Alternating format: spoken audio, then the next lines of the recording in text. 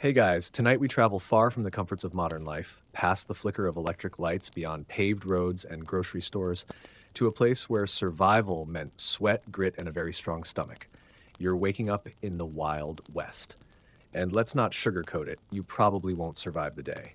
The first thing you notice isn't the sun, it's the smell. The thick scent of old wood, unwashed bodies, and something faintly sour that no one's bothered to clean. You wake up on a bed that isn't really a bed.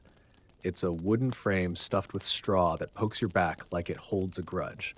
There's no blanket, just an old coat someone left behind and swore was perfectly good for sleeping. It isn't. Your face itches. Might be dust, might be fleas. You sit up slowly so the whole thing doesn't collapse underneath you. The floor groans like it's warning you to tread carefully. Somewhere outside, a rooster crows. It doesn't sound triumphant, it sounds annoyed. The walls are thin. Every gust of wind pushes through the cracks like a whisper from an uninvited ghost. Morning light spills through slats in the wall and lands on your boots, still caked in dried mud from yesterday, or maybe the day before.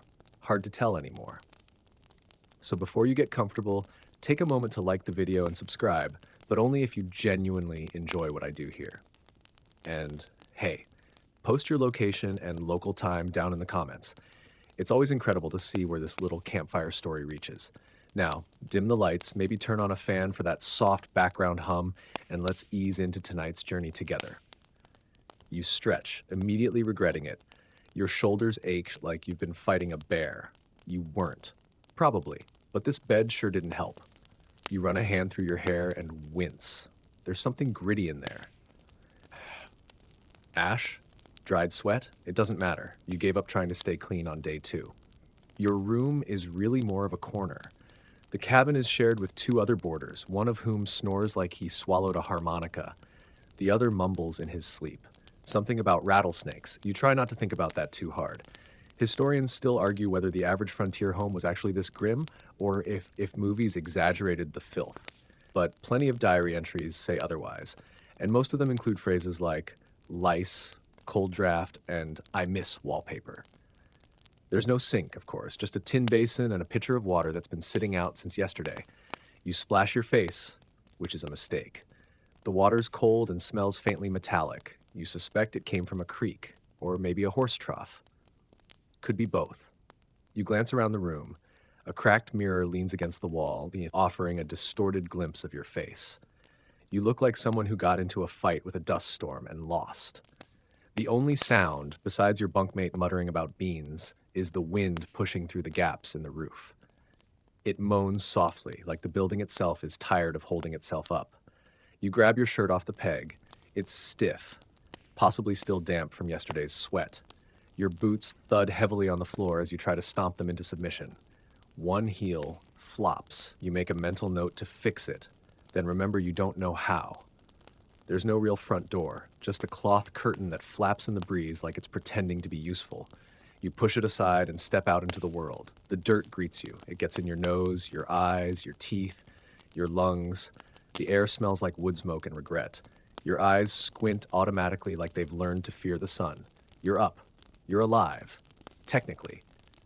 But even now, only minutes into your Wild West adventure, you already miss your mattress, your filtered water, your hot showers, maybe even your dentist. But you're here now, and the West doesn't care if you're ready. There's no real breakfast in the Wild West. Not unless you've planned ahead, bartered something useful, or feel like chewing on your own boot leather. You shuffle toward the makeshift table outside, a flat plank resting on barrels, where a half-eaten pot of beans from yesterday greets you with the enthusiasm of a cold slap. The beans are stiff, dry around the edges, and smell vaguely of smoke and something that might have once been pork. There's no fire under the pot this morning. No one wants to waste the wood. Firewood, after all, doesn't grow on convenience, and you're not about to hike 5 miles to chop some more just for lukewarm legumes. You poke the pot with the community spoon. It wobbles like it resents being disturbed. Beside it lies a single chunk of hardtack, something that once dreamed of being bread but was quickly hardened into a chewable brick. You tap it on the table. It doesn't give. You try again, still no. It's probably older than you are. There's no milk, No butter, no eggs unless you happen to own a hen who hasn't been eaten by coyotes or by your bunkmates after a long night. And no coffee, certainly not the rich, dark brew you're used to. In the West, coffee might be boiled chicory root or burnt grain water if you're lucky. Historians still argue whether frontier folk genuinely enjoyed these makeshift beverages or simply learned to suffer them with deadpan endurance. The truth probably lies in between. Most folks just called it hot black, added some molasses, and prayed. So you sit cross-legged with a spoonful of bean cement in your mouth, trying not to break a tooth. Your jaw aches from chewing. You swallow, barely. And for a second, you miss cereal so badly it hurts. A neighbor saunters by. He's got a toothpick in his mouth and a squirrel over his shoulder. He grins and nods like this is a normal thing to do at sunrise. You nod back, pretending not to feel deeply uncomfortable. You glance over at the small patch of garden beside your shack. The carrots look exhausted. The tomatoes have surrendered. The corn never showed up. The soil here is dry, sandy, and so stubborn it takes a miracle or a heavy bribe to nature to grow anything more than weeds. But you do have one thing. A tin cup. You fill it with yesterday's water and take a sip. It's warm, cloudy, and tastes like the inside of a nail. You cough once, then decide that was refreshing enough. Someone nearby is already hammering something, possibly fixing their roof or building a new coffin. Out here, it's often the same set of tools for both. You're still hungry. Your stomach reminds you of this by growling loud enough to scare a nearby chicken. That's when you notice the thin man sitting by the well, sharpening a knife and chewing raw onion. Just raw onion. Like an apple. He offers you a slice. You decline and instantly regret it. You might not get another offer all day. A dog runs by with something in its mouth. It might be a shoe or a possum. Either way, the dog looks proud. The wind picks up and carries with it the smell of something burning. You hope it's wood. You really do.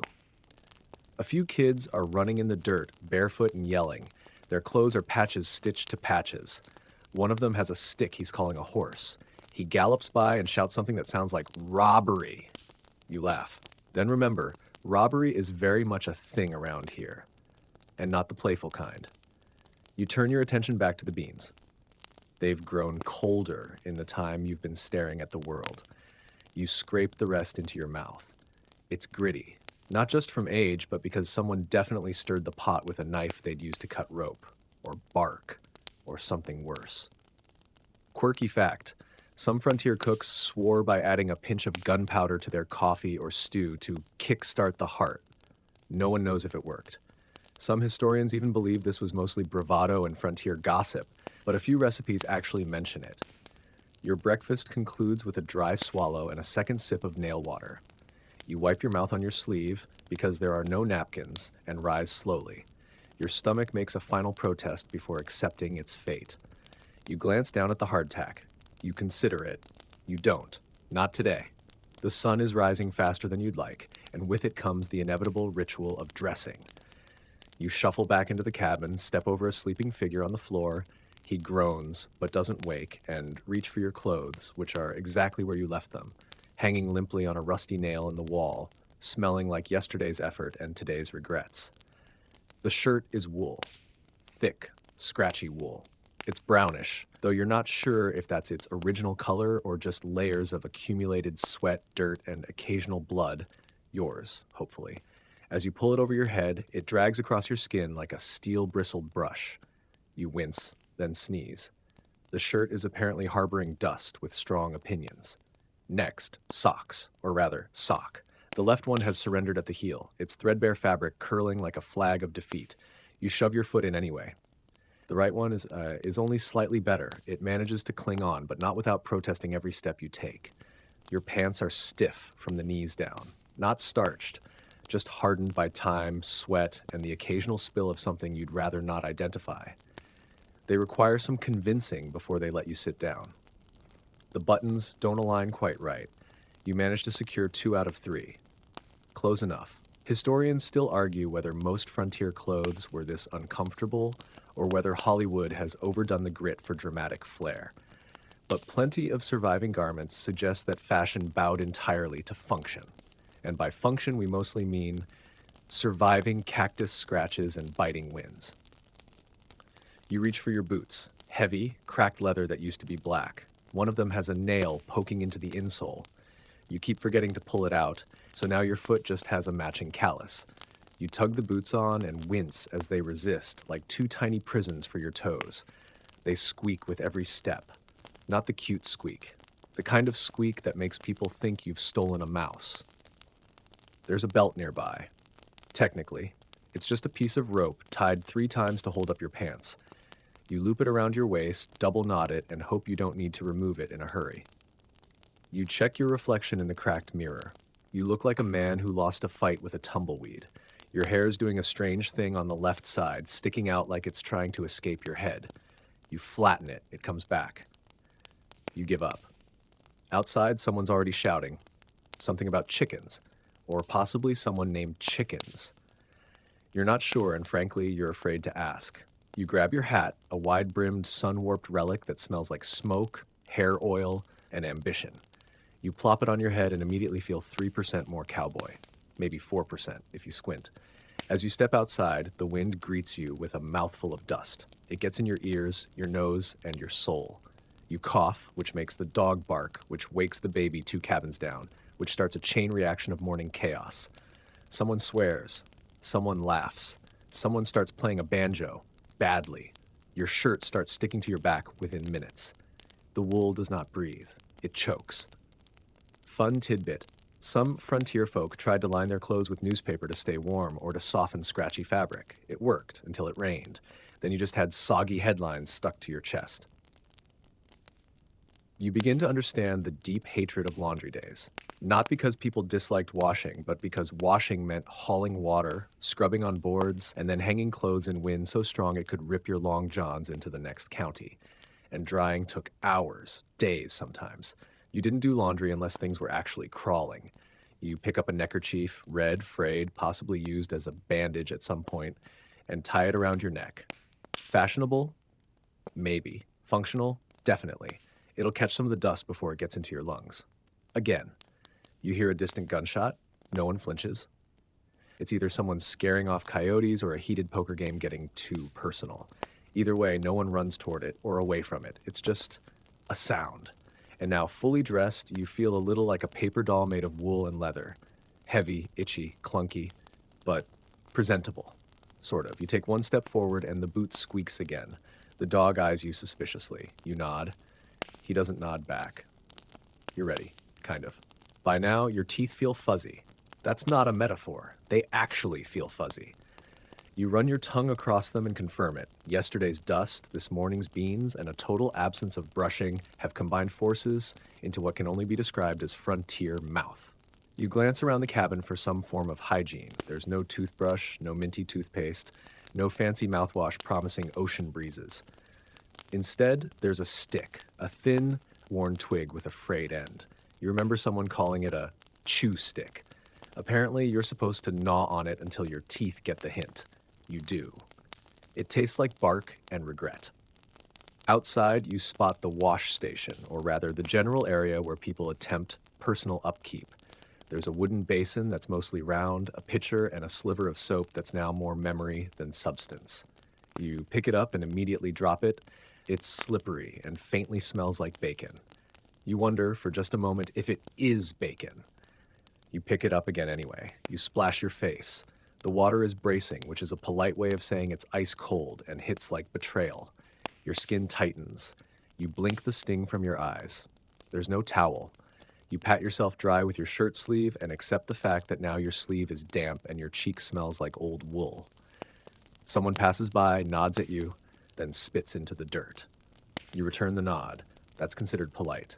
You step back toward the well, carrying your dented tin cup. The well is deeper than it looks, ringed in uneven stone and topped with a splintering winch crank. You lower the bucket slowly, the rope groaning in protest. It hits water eventually, maybe 20 feet down, and you haul it up, hand over hand, praying the rope holds. It does, barely. The water sloshes, and you dip your cup in. It's not clear, it's enthusiastic. Floating specks dance in the sunbeam, and you hope they're just dust. You drink anyway. It's slightly warm and tastes faintly of iron and something that could be moss, or sadness. Historians still argue whether frontier wells were as dangerous as folklore suggests. Some claim most were properly lined and safe, while others point to outbreaks of cholera, dysentery, and something ominously called camp sickness, as evidence that well water often doubled as roulette. You drink anyway. What choice do you have? Behind you, someone dumps a bucket of water over their head. It's less a bath and more a public dare. He howls, shivers, and shouts something triumphant. You applaud. You're not sure why. You glance toward the outhouse and immediately look away. You've been avoiding it since you got here. It leans, it creaks, the door hangs at an angle, and there's a sign that reads simply, "Mind the hole." You don't want to know. There's no indoor plumbing, of course, just that wooden shack over a pit. A very deep, very smelly pit. The idea of doing your business above it feels medieval. That's because it basically is. Fun detail, some homesteaders tried building dual-chamber outhouses, rotating usage between them while one side rested. It didn't help. They were all terrible. You take another sip of water to distract yourself. Dust blows across the yard, forming a small devilish spiral that spins past your boots. You blink, then check your water again. Still cloudy. Still warm. Still better than dying of thirst. A neighbor calls out, asking if you've seen their bucket. You haven't, but you nod anyway, because everyone here speaks in favors and confusion. You point vaguely west, and they nod like that means something. It might. There's a tin basin next to the coop. You consider washing your hands. Then you consider what's likely been in that basin. Chickens, potatoes, a raccoon that wouldn't leave, and decide against it. Everything about this routine feels like theater. A slow, gritty performance of pretending to be clean when the environment has already decided otherwise. You rub your teeth with the chew stick one more time. Your mouth now tastes like cedar and old mint. You spit into the dirt. It hisses slightly. You pretend not to notice.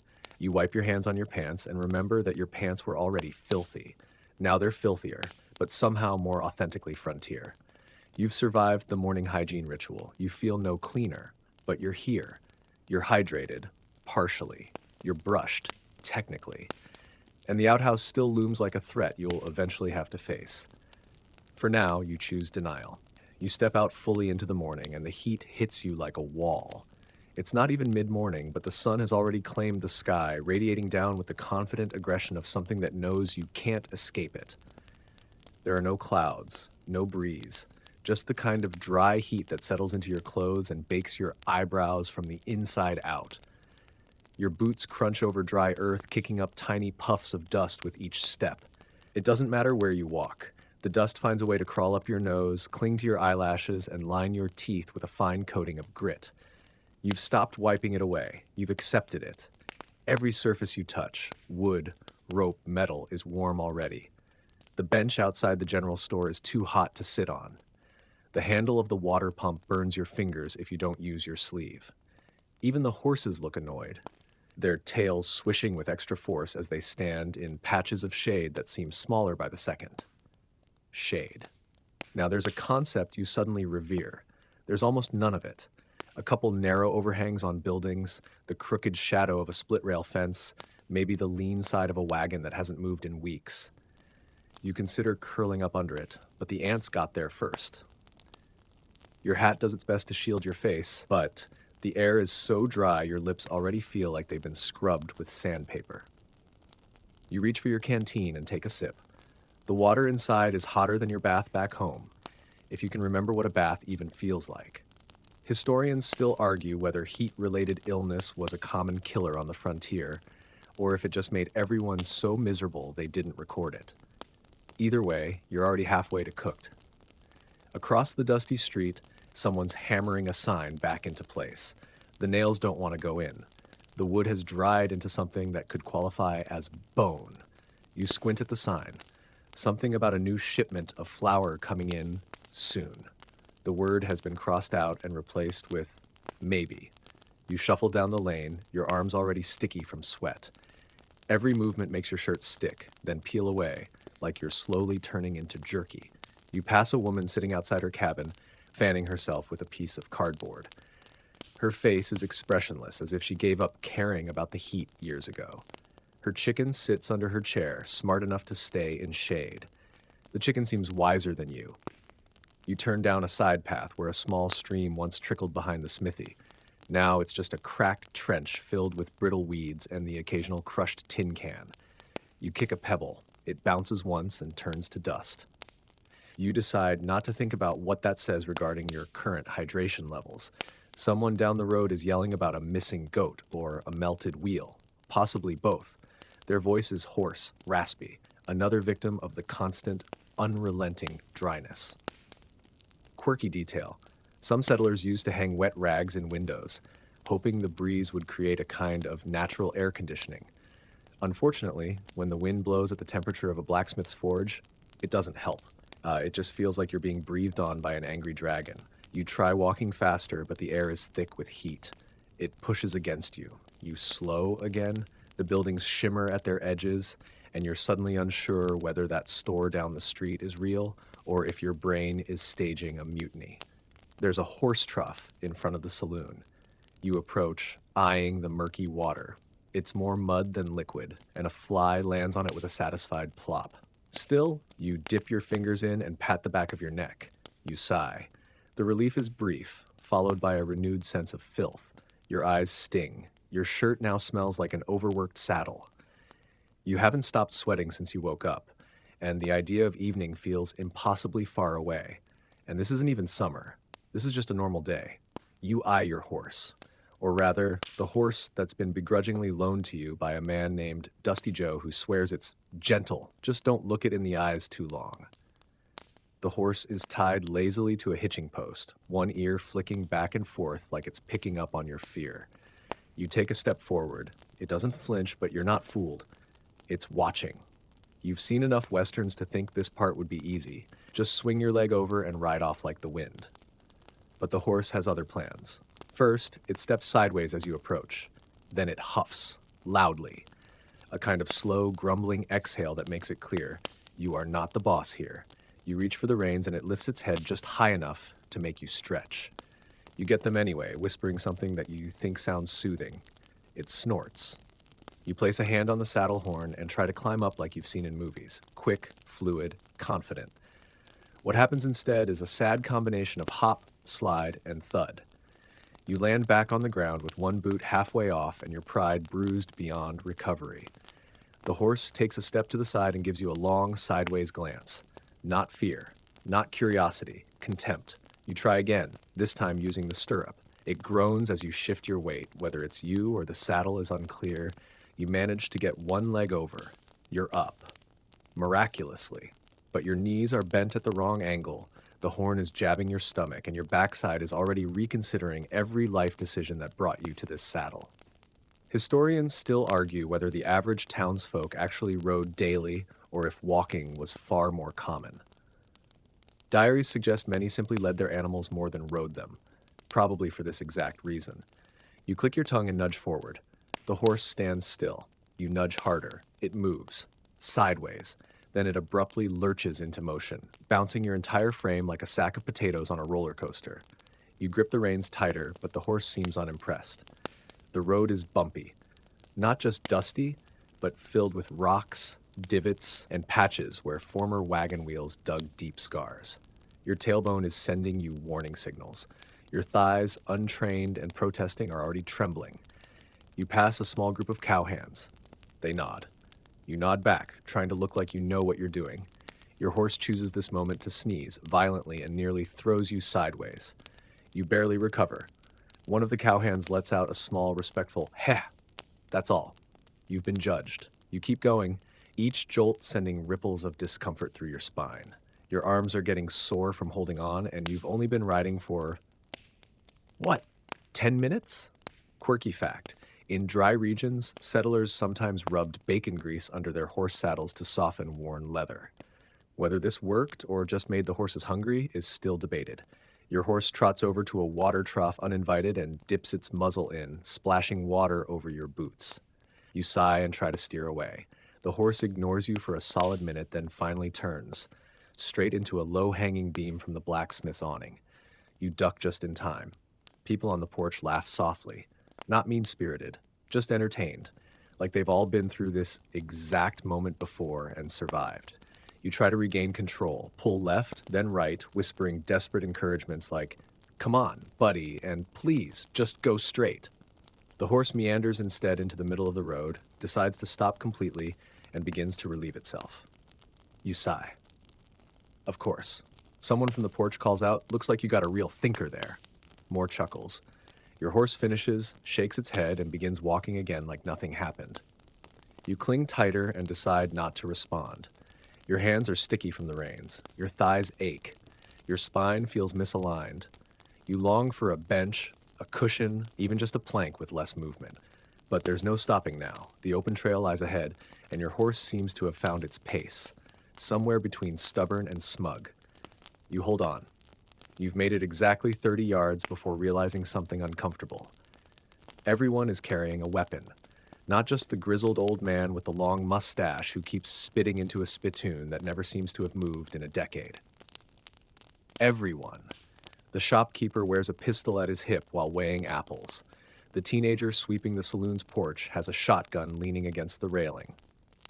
Even the preacher walking toward the church wears a long coat that looks suspiciously lumpy.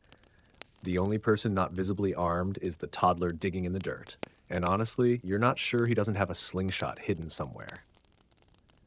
You shift in the saddle, trying to look as casual and unthreatening as possible, which is difficult when you're sweating profusely, listing slightly to one side and clutching your horse's reins like you're trying not to fall off a rooftop, which, in a way, you are. A man with a scowl and a star on his chest steps onto the boardwalk. Sheriff, you assume. Or just a guy who found a star and liked how it looked. He scans you up and down, squints, then spits a long, slow stream of tobacco juice into the dirt. It lands uncomfortably close to your horse's hoof. You nod. He doesn't nod back. Historians still argue whether the Wild West was actually as violent and gunslinging as the movies suggest. Some say gunfights were rare and overblown. Others point to town records full of duels, brawls, and accidental discharges with eyebrow-raising frequency. Either way, the constant presence of guns was real, and they weren't just for show. You spot a group of ranchers near the blacksmith arguing about something in low tones. One of them thumps the handle of a rifle against his boot as punctuation. You look away. Fast. Eye contact here is currency, and you're broke. A woman walks past with a rifle slung across her back, wearing boots caked in mud and confidence. You try not to look surprised. She doesn't look like someone who tolerates questions. You pass the saloon and glance inside. Two men are playing cards, and a third leans against the bar, polishing a revolver like it's a pet. His holster is empty. You don't know if that's good or bad. You do know your heart is now firmly lodged in your throat. You realize you don't have a weapon, not even a knife. Unless you count your chewing stick from earlier, which, spoiler, won't help in a standoff. Someone calls out from a nearby stoop. You looking for trouble? The words hang in the air like smoke. You freeze. Then you see he's talking to someone behind you. You exhale. Briefly. Quirky frontier detail. Some folks used to decorate their pistols with silver inlays or carve initials into the grips. Not out of vanity, but because everyone was expected to carry, and you didn't want yours confused with someone else's. Frontier weapon mix-ups were a genuine problem, and occasionally fatal. You steer your horse away from the crowd. It obeys, but only after swatting you with its tail. You feel the lash of horsehair against your cheek and wonder briefly if anyone ever died from just being too annoyed by the West. Your saddle squeaks loudly as you ride past the barber shop. Inside, a man is getting shaved with a straight razor while a rifle rests casually on a chair by the window. Dual profession, maybe. Barber and gunsmith. You don't ask. You start to wonder what would happen if you got into trouble here. What if you stepped on someone's boot? Took the wrong seat in the saloon, spoke with the wrong tone. It seems like the line between civil disagreement and shootout is thin. Invisible, even. You tug your hat lower and do your best to vanish into the background. Hard to do when you're the only one not carrying a small armory. You pass by a shop with a sign that reads, "Dry goods and ammunition." You're not sure which is more popular, probably the ammunition. As you reach the end of town, you spot a row of wanted posters nailed to a tilted board. Some of the faces look familiar, maybe just a trick of the dust and your heat-addled brain. One poster has no face at all, just a sketchy outline and the words, "armed," "dangerous," "very unpleasant." You make a note not to be unpleasant. The world beyond the buildings opens up to more dust, dry grass, and a few fences trying their best not to fall over. You feel your horse relax. You try to relax too, but the knowledge stays with you. You are unarmed in a place where everyone else isn't, and you've still got most of the day left. You've barely made it out of town when nature calls, and out here, it doesn't ask politely. There are no signs, no stalls, no conveniently placed rest stops, just wide open prairie, a couple clusters of scrub brush, and one ominously leaning outhouse at the edge of someone's property that might be public, but also might get you shot for trespassing. You nudge your horse toward it, hoping no one sees you. As you dismount, the heat rises off the earth in shimmering waves. The air smells like sun-baked manure and distant wood smoke, with just a hint of something sour that seems to follow you no matter where you go. The outhouse door swings slowly on a single rusted hinge, creaking like a haunted violin. It's barely wide enough to enter without brushing against the sides, which you really, really don't want to do. The inside is dark, too dark. You pause, letting your eyes adjust, and immediately wish they hadn't. The hole yawns before you like a threat. The wooden seat is splintered and uneven, the edges worn smooth by years of reluctant use. You wonder if anyone's ever fallen in. The answer, of course, is yes, probably more than once. There's a story Dusty Joe told last night about old Frankie and the Great Snake incident of '73. You hope it was a joke. You pray it was a joke. You lower yourself slowly, knees creaking, every instinct screaming that this is a mistake. Something skitters just under the seat. A beetle, maybe. Or a wasp. Or the spirit of old Frankie warning you off. There's no toilet paper, obviously, just a stack of last month's newspapers, now sun-bleached and curled. You flip through and find an article about rainfall being down for the third year in a row. No kidding. Historians still argue whether outhouses on the frontier were considered a mark of civility or just a necessary evil. What's clear is that most families built them quickly, used them cautiously, and spoke of them rarely. You do your business as quickly as humanly possible, breathing shallowly, counting the seconds. You try to focus on the grain of the wood in front of you, the knot that looks vaguely like Abraham Lincoln if you squint. It helps. As you finish, you stand up too fast and bump your head on a crossbeam. You bite your tongue and silently promise never to speak of this to anyone. Ever. Outside, the light blinds you. The air, foul as it is, feels fresh compared to whatever just tried to make a home in your boot. You brush your hands on your pants, then realize too late that your pants are the only towel you have. You wipe again out of habit. It doesn't help. Your horse watches you with what you swear is judgment in its eyes. You mutter something under your breath, mount up, and pretend none of that just happened. As you ride, you notice a child digging a pit behind a cabin. The pit is shallow, rectangular. You realize it's for a new outhouse. You shudder. Quirky detail. Some more refined towns tried to introduce chamber pots and indoor privies, but they often led to worse smells and more accidents. Turns out without plumbing, things go south quickly. You cross a patch of land that smells strongly of sulfur. Someone probably buried. You steer wide.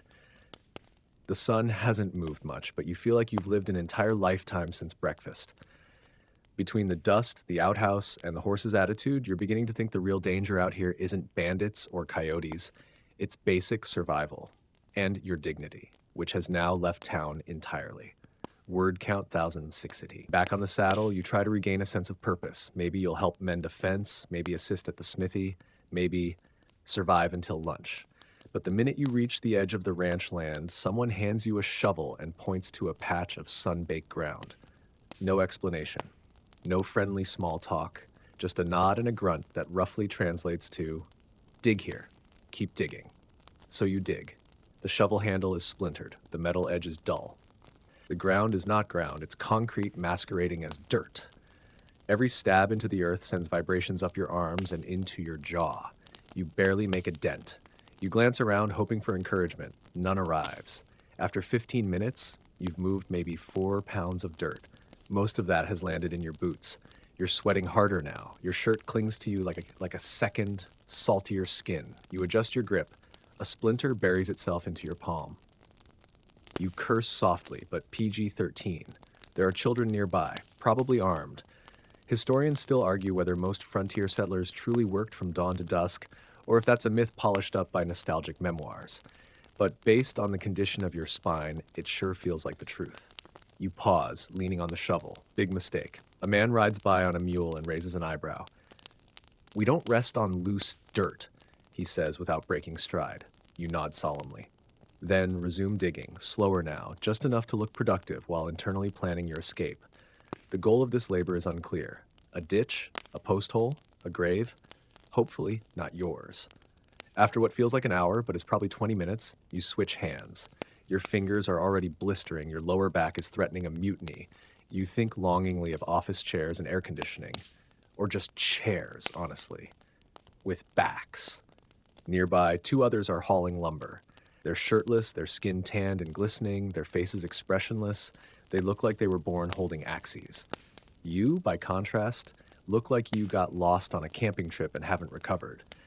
You're offered a break when someone calls out, "Want to try branding?"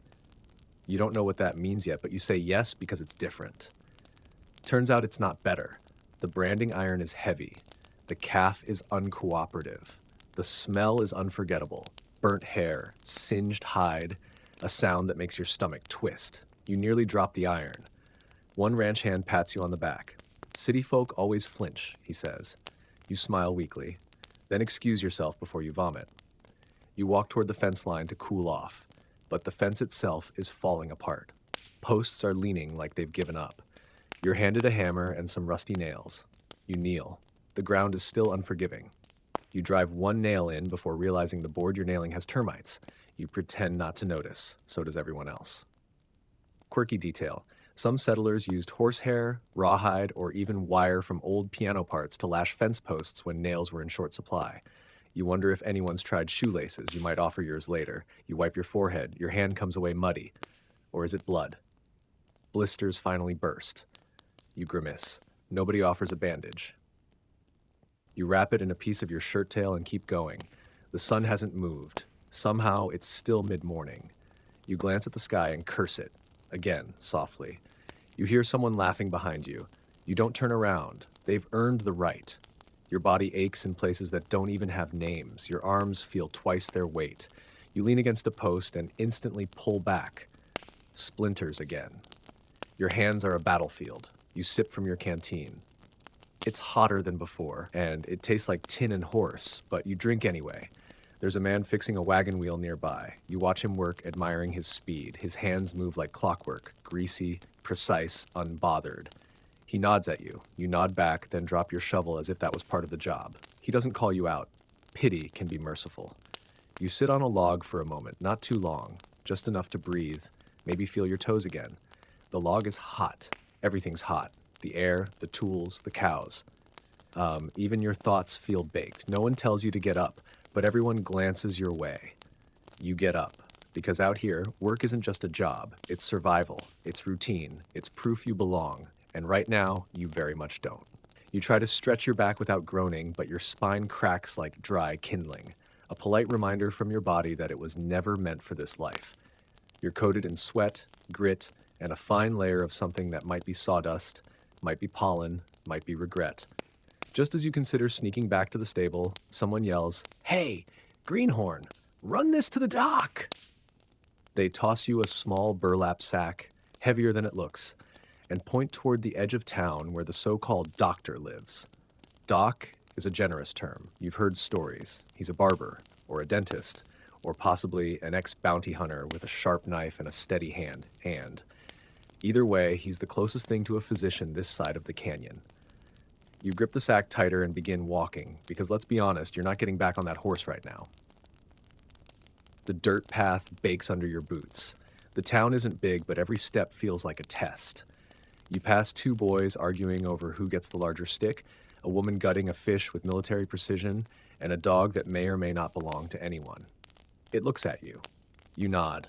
It blinks once and walks away. The doctor's office turns out to be the back of the barber shop. There's a sign nailed to the door that says, "Cuts, teeth, and bullet holes. All fixed here." You take a breath. Then knock. The door creaks open, and you're met with the smell of whiskey, iron, and something vaguely medicinal. You're not sure if that's comforting or terrifying. The man behind the table is wiping his hands on a towel that used to be white. His sleeves are rolled up. His face is unshaven. His eyes are bloodshot but focused. "You the runner?" he asks. You hand him the sack. "Sutures," he mutters, peeking inside. "Could have used these last week." You don't ask what happened last week. Behind him, a row of tools hangs on the wall. Scissors, pliers, bone saw, straight razor. All cleanish, all menacing. You edge away instinctively. Historians still argue whether frontier doctors were miracle workers or just the last stop before the grave. With no real regulations and very little training, many relied on experience, intuition, and whatever they had on hand, including whiskey, leeches, and pure guesswork. The doc gestures to a cot in the corner. "Got a busted rib, needs wrapping. Hold him steady." You freeze. Me?" He grins. "He's a fighter. Try not to bleed on anything." You approach the cot where a man the size of a buffalo is groaning softly. His shirt is off, his side is purple and swollen. He opens one eye as you step close and mutters, "Don't drop me." You try not to. The doc works fast, wrapping, tying, murmuring instructions you don't understand. You hold the patient's arm, and when he yells, you wince harder than he does. At one point, the doc uses his teeth to pull a knot tight. It's impressive and horrifying all at once. The job is over in minutes. The man slumps back. The doc wipes his hands and nods. "He'll live." He hands you a rag. "Mop up." You do. It's not much, just some sweat. Maybe blood, maybe both. Fun tidbit, frontier doctors often reused bandages, washed their tools in whiskey, and performed surgeries on kitchen tables. The term sterile environment wouldn't enter the medical vocabulary for another few decades. You finish cleaning. The doc waves you off. "Tell Emmett I need more laudanum, and real thread this time." You step outside and instantly feel better. The sun may be blistering, but at least it doesn't smell like iodine and fear. You walk back through town, eyes wide now. Everyone seems to carry a scar, a limp, a bandaged hand. Injury isn't an if, it's a when. You pass a man with one arm fixing a wagon wheel, a girl with a sling guiding her younger siblings across the street, a boy rubbing a swollen cheek, probably from a fist fight, or a mule kick. You make it back to the general area where you were handed the sack. The man who sent you is gone. No thanks, no payment. Just more work waiting. You stare at the shovel, still jammed into the dirt. You consider your options, then take a long sip from your canteen, still warm, still vaguely metallic, and pick up where you left off. Because out here, the work never ends, and the doctor, he's only useful after everything goes wrong. You've worked up an appetite, though that's a generous term for what's coming. Lunch in the Wild West isn't a cheerful break with sandwiches and lemonade. It's a guessing game, one you rarely win. The cook hollers from behind the boarding house, "Stew's on!" You approach the long wooden table already sagging in the sun, surrounded by dusty boots and sunburned faces. The line is short, mostly because expectations are, too. A dented pot sits at the center, steaming faintly. The smell is ambiguous, meaty, yes, but also vaguely metallic and with a top note of something charred. Maybe onion, maybe boot leather. It's hard to tell. You grab a bowl that's been rinsed but not washed, judging by the flecks of dried something clinging to its side. You hold it out, and the cook ladles a thick, lumpy substance into it. He doesn't make eye contact. You thank him anyway. It feels like the right thing to do. The stew is grayish-brown with mysterious chunks bobbing near the surface. One piece looks suspiciously like a squirrel's foot. You pretend it's a potato. Historians still argue whether frontier meals were nutritionally balanced or just a caloric gamble. Settlers often made do with whatever was on hand: beans, jerky, salted pork, and occasionally, yes, squirrel. Recipes were more suggestion than science, and seasoning depended entirely on luck and access to salt. You sit on an upturned crate and dig in, carefully. The broth is hot, which is nice. The flavor is there. It tastes like campfire smoke and regret, with a chewy texture that challenges your dental work. You bite something hard, probably bone. You swallow anyway. Nearby, two ranch hands are already on their second bowl. One laughs with his mouth full, the other belches in agreement. Neither appears to notice that a chicken has hopped onto the table and begun pecking at a leftover biscuit. You reach for a piece of bread. It's dense, flat, and heavy enough to double as a doorstop. You tear it open. Inside is a small beetle. Dead, at least. You flick it away, shrug, and take a bite. It's dry. It absorbs all moisture in your mouth like a sponge designed by pessimists. Quirky fact, some frontier cooks used soda ash or even wood lye as a leavening agent when baking bread. It worked, sometimes. Other times, it just created bricks that people chewed out of obligation. You glance around at your fellow diners. No one complains, no one smiles. They eat with the quiet efficiency of people who've learned not to get emotional about meals. Food is fuel, not an experience. A man across the table mutters, "Tastes better than last week." No one disagrees. You don't want to know what last week involved. A child runs by holding a slab of jerky the size of his arm. It flaps in the wind like a flag. He gnaws on it like a dog. You wonder how many teeth he's lost to that thing. You take another sip of stew. This spoonful is mostly fat, or possibly gristle. You chew. It doesn't get smaller. You swallow anyway. There's a tin of something labeled apple preserves nearby. You dip your spoon in. It's brown, very brown, and lumpy. You taste it. It's not unpleasant, but it feels tired, like it's been waiting years for someone to eat it and now isn't sure if it's ready. Someone offers you a chunk of cheese. You accept it.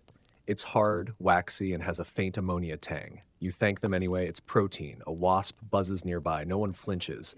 It lands on your stew. You wave it away gently. It comes back. You give up and let it take a turn. Your canteen is now warm enough to be mistaken for soup. You take a sip. Still metallic. Still water.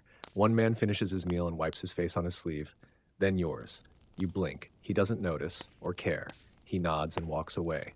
You finish your stew. You don't scrape the bottom. That's where the surprises live. Someone offers you a smoke. You decline. You've inhaled enough today. You stand, stretch carefully, and try not to let your stomach slosh. A breeze kicks up, scattering crumbs and dust in equal measure. The chicken flutters away. And the cook already has the pot soaking in a tub that might also be used for laundry or bathing or both. You've eaten, technically. You're not full, you're not satisfied, but you're not starving. And in the Wild West, that's what counts as winning lunch. You think maybe, just maybe, you've earned a break. You've dug a trench, eaten half a squirrel, and managed not to pass out in front of strangers. So, naturally, you head toward the saloon, hoping for a cool drink, a cool room, and possibly just a moment to sit on something that isn't dusty, splintered, or judgmental. The saloon doors swing open with a creak.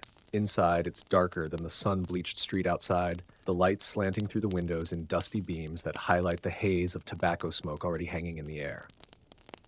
The floorboards groan underfoot, and the piano in the corner is out of tune, though that doesn't stop the old man playing it from giving it his full, raspy enthusiasm. You head to the bar. The bartender is polishing a glass, though polishing might be a stretch. It's more of a slow redistribution of grime. He eyes you with mild curiosity and zero hospitality. "What'll it be?" he mutters. You blink. You're not entirely sure what your options are. There's a shelf behind him stocked with cloudy jars and crooked bottles. One is labeled Snakebite Tonic, another cough suppressant number 3. You're not sure what happened to versions 1 and 2. "Water?" you ask hopefully. He snorts. "Ain't got none." Historians still argue whether saloons in the frontier really doubled as pharmacies, town halls and post offices, or if that's a romantic exaggeration. The truth is they were a bit of everything.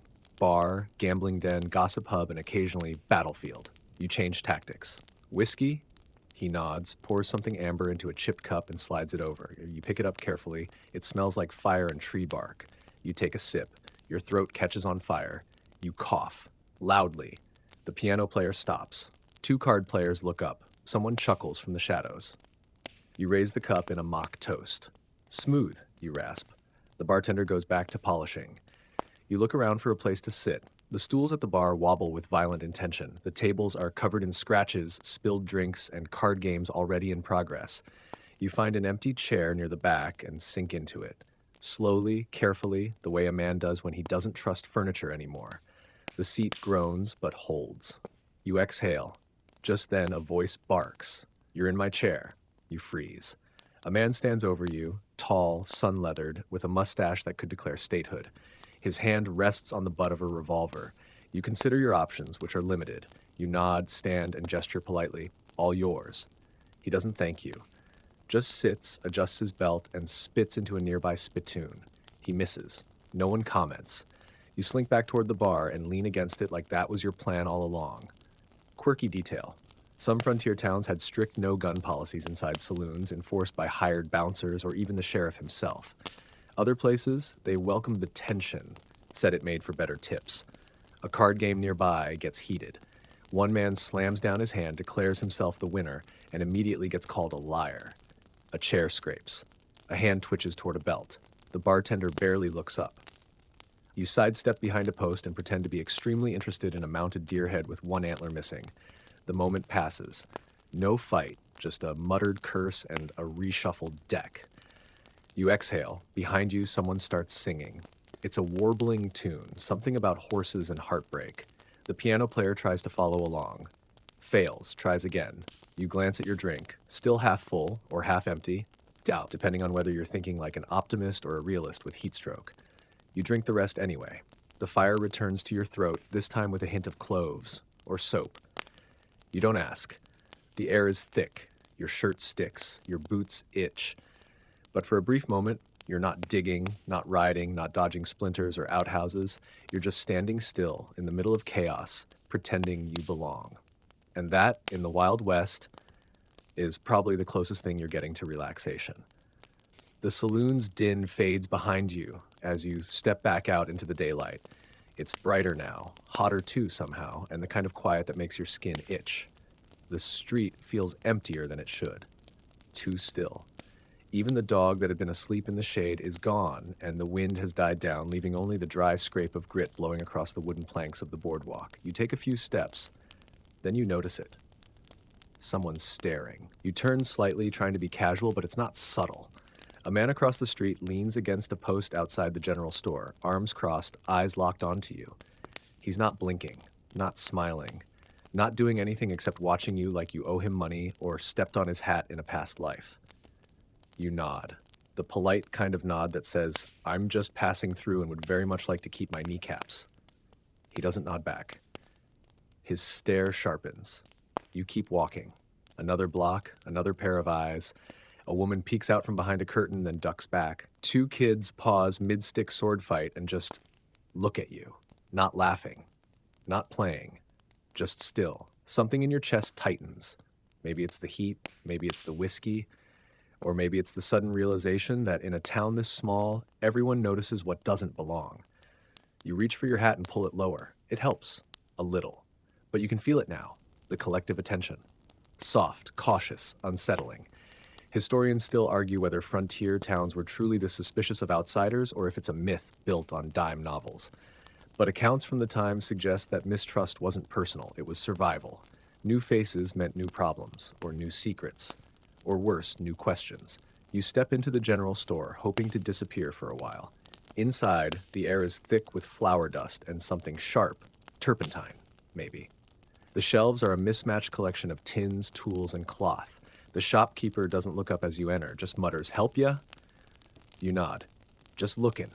He shrugs like that's your business and not his. You browse. Slowly. A bar of soap that costs more than a meal.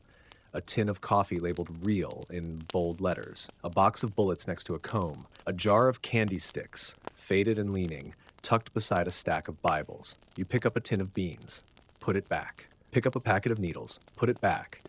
You're not shopping. You're hiding. And yet the shopkeeper's watching now.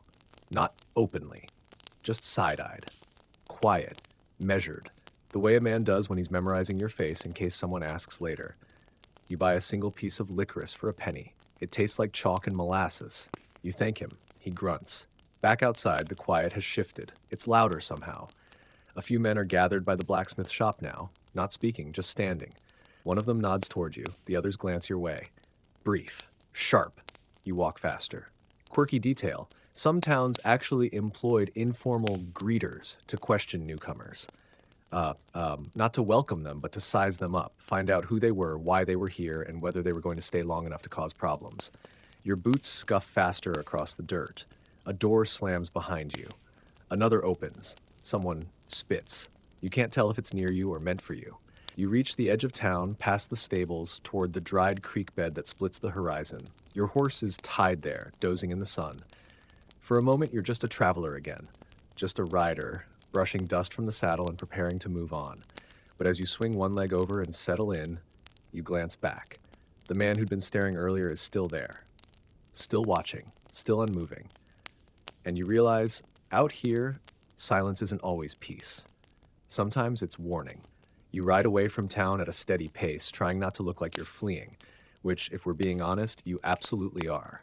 The horse seems to sense your urgency, trotting faster than usual, ears twitching as if it too wants some distance between itself and that unnerving row of stairs. The trail widens ahead, cutting through scrubland dotted with sagebrush and brittle weeds. The sun is still overhead, merciless and proud, casting harsh shadows that twitch like they're alive. Your hat is doing the best it can, but your neck is pinking up and your shoulders feel like they're being slow roasted in a sun-powered oven. You're a few miles out before you start to feel it. More than just heat, more than dust and saddle soreness. A tug, a slow, heavy throb building in your chest. Breathing feels tighter. Your limbs ache in new, unpleasant ways. You blink and realize your vision's swimming slightly. The road shimmers ahead of you. Or is it the road? You're sick. No ceremony, no build-up. Just a sudden realization that your body is losing its fight against the Wild West. You slide off your horse and nearly crumple. You catch yourself on the saddle horn, gasping. Your horse whinnies and snorts, probably offended. You slump to the ground, leaning against a wagon wheel that's been abandoned beside the trail. The wood creaks under your weight, more out of pity than strength. You take a drink from your canteen, hot water now, the kind that does more psychological than physical good. It doesn't help much. Historians still argue whether most settlers died from outright disease or a slow accumulation of dehydration, malnutrition, and untreated infections. Cholera, dysentery, typhoid, and prairie fever were all common terms. So was simply, he took ill and passed. You wipe your face. Your sleeve comes back grimy. You taste something metallic at the back of your throat. It could be the stew. It could be something worse. You think of the doctor, of the knife, of the word sutures in a sack. Nope. You pull your knees up and lean into them, trying to slow your breathing. Flies buzz lazily around your ears. The sound is oddly personal. They seem to sense your weakness. A crow caws from a post nearby, just to complete the mood. You do a slow inventory of your body. Blisters? Check. Heat exhaustion? Likely. Stomach still making angry wail noises? Absolutely. Quirky fact, some frontier folks believed chewing charcoal would draw out the sickness. Others swore by mud plasters, which mostly just burned your skin until you forgot you were sick. You remember the stew, that mystery meat, that preserved apple sludge, that water. The memory alone turns your stomach. Your horse nudges you with its snout, as if to say, yay, get up, or I leave you. You push back up to your feet, slowly, carefully, knees shaking like a baby deer's. You climb into the saddle again. It feels worse this time, like sitting on a bale of cacti. But you grip the horn, kick gently, and begin the long, slow ride back. You're not going to die. Probably. But this is how it starts out here. A little fever, a bad cup of water, a cough that doesn't go away. And the next thing you know, your name's on a pine board outside the church, spelled wrong and nailed crooked. The wind picks up a little, as if to congratulate you for not fainting outright. The sun begins to drift downward, shadows stretching long and slow across the ground. You've made it through another stretch of the day, but your skin is hot, your lips are dry, and you've got that distant, quiet certainty that the Wild West has noticed your weakness, and it is, politely, preparing to kill you. The sun has begun its descent, dipping low enough that the light now slices sideways through the brush, painting everything in gold and long shadows. You ride slowly, the horse's pace more sympathetic than spirited, as if it knows you're running on fumes and sheer willpower. Your stomach gurgles, a low, echoing protest, and you wonder if the stew is staging a comeback. Town reappears on the horizon like a hazy mirage. The buildings shimmer slightly in the heated air, looking less like structures and more like stubborn mirages pretending to be real. Your vision sharpens and blurs and turns. You're still burning up. Your shirt is damp, then dry, then damp again in weird patches. You pass the church first, small, whitewashed, sun-peeled. A man leans on the railing, Bible in one hand, rifle in the other. He tips his hat. You nod, which is all you can muster without vomiting or fainting. Next, the saloon. You consider stopping, but the idea of more whiskey and more staring eyes doesn't sit well with your swimming head and rumbling gut. Instead, you steer toward the stable. The horse seems relieved, immediately veering toward the shade and nudging the trough. You dismount. Barely. Your legs forget how to be legs, and you sort of ooze downward in a controlled collapse. You lean against the rail, panting. The stable hand sees you and smirks. You look like you've been drugged through 3 counties backwards. You try to laugh. It comes out as a wheeze. He takes your reins and leads the horse off. We'll water him. You go lie down before someone mistakes you for a corpse and plants you. You nod and stagger toward the bunkhouse. The porch steps seem taller than they were this morning. The door feels heavier. Inside, it's dark and stifling. You make it to your bunk and flop onto it face first, not even bothering to take off your boots. The straw pokes you. You don't care. Outside, the world buzzes softly. Flies, boots, murmurs, distant hammering. You shut your eyes. Your body aches. Your fingers are gritty. Your lips are cracked. But you made it back. And then the coughing starts. At first, it's a tickle, then a wheeze, then a ragged, dry bark that scrapes your throat raw. You sit up slightly and spit into a tin. There's something in it. Something dark. Historians still argue whether most coughs were harmless or a death sentence in disguise. Consumption, pneumonia, and camp fever all began the same way. A tickle, a wheeze, a few days of pretending it wasn't serious. You lie back down, hand on your chest, feeling it rise and fall unevenly. Your bunkmate rolls over and squints at you. You dying? You shake your head. Not yet, he grunts. Better not. You snore bad enough already. The cough lingers. You sip some of your canteen water. Still hot, still bitter, but it soothes for a moment. The room spins less. The fever's still there, but it's plateaued into something manageable. Sort of. Quirky detail, some frontier folks swore by onion syrup as a cure-all for coughs. Others went straight to whiskey or the far riskier tobacco steam, where you'd inhale smoke to dry out your lungs. Results varied, drastically. You drift in and out of sleep. Someone steps past the doorway. You hear the faint twang of a guitar outside. The scent of wood smoke drifts through the cracked window, soft, comforting, strangely gentle. You're alive, you're sick, you're sore, but somehow you're still here, just barely. And in the Wild West, that counts as thriving. The sun has all but vanished now, slipping behind the hills and dragging long, creeping shadows across the town like the hem of a giant's cloak. You wake, sort of, from a shallow, fever-damp sleep, groggy and sore and unsure whether minutes or hours have passed. Your mouth is dry. Your head hums. Your stomach growls again, which feels unfair, given everything it's been through. You drag yourself up from the straw-stuffed mattress. It resists. So does your spine. You swing your legs over the edge and sit there for a long moment, letting the room stop spinning and the floor decide whether it plans to stay put this time. Outside, you can hear voices. Low, tired, familiar. Someone stokes a fire. Someone else is hammering a horseshoe at the far end of town.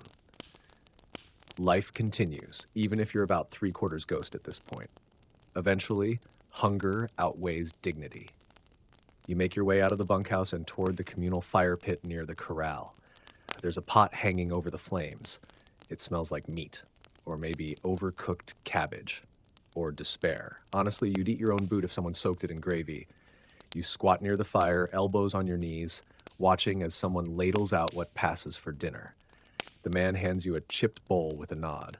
The contents slosh, brownish, oily, with something that might be carrots if you're feeling optimistic.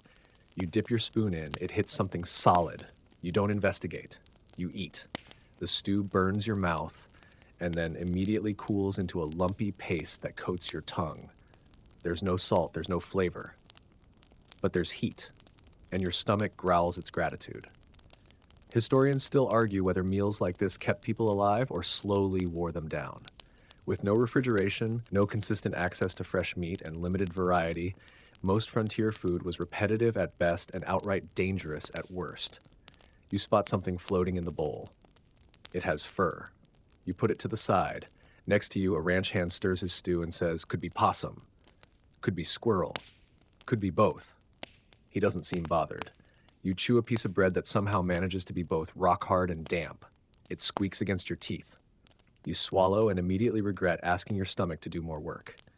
A tin cup makes the rounds. It's whiskey or something trying very hard to be. You take a sip. It helps. A dog lies next to the fire, snoring. A man tunes a harmonica by blowing sharp, angry breaths into it. Someone nearby is muttering about a missing pair of boots, and you glance down at yours just in case.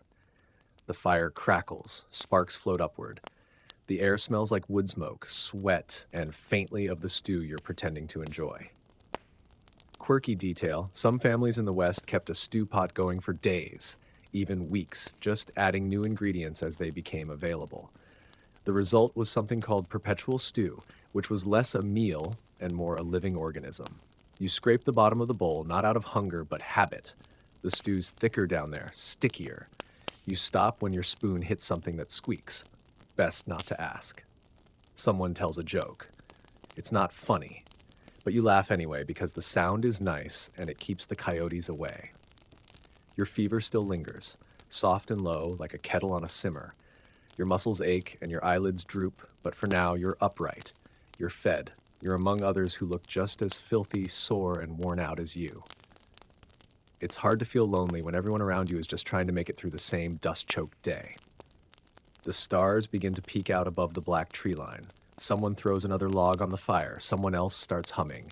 You lean back against a fence post, your bowl resting in your lap, and let the warmth of the flames wash over your face.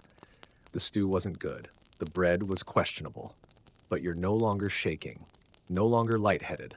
The Wild West hasn't claimed you yet. Not tonight.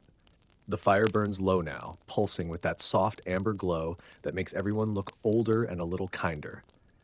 You settle deeper against the fence post, arms crossed, hat tilted slightly forward, doing your best impression of someone at peace, despite the fact that your stomach is still staging protests and your ribs feel like they've been tenderized by an angry blacksmith.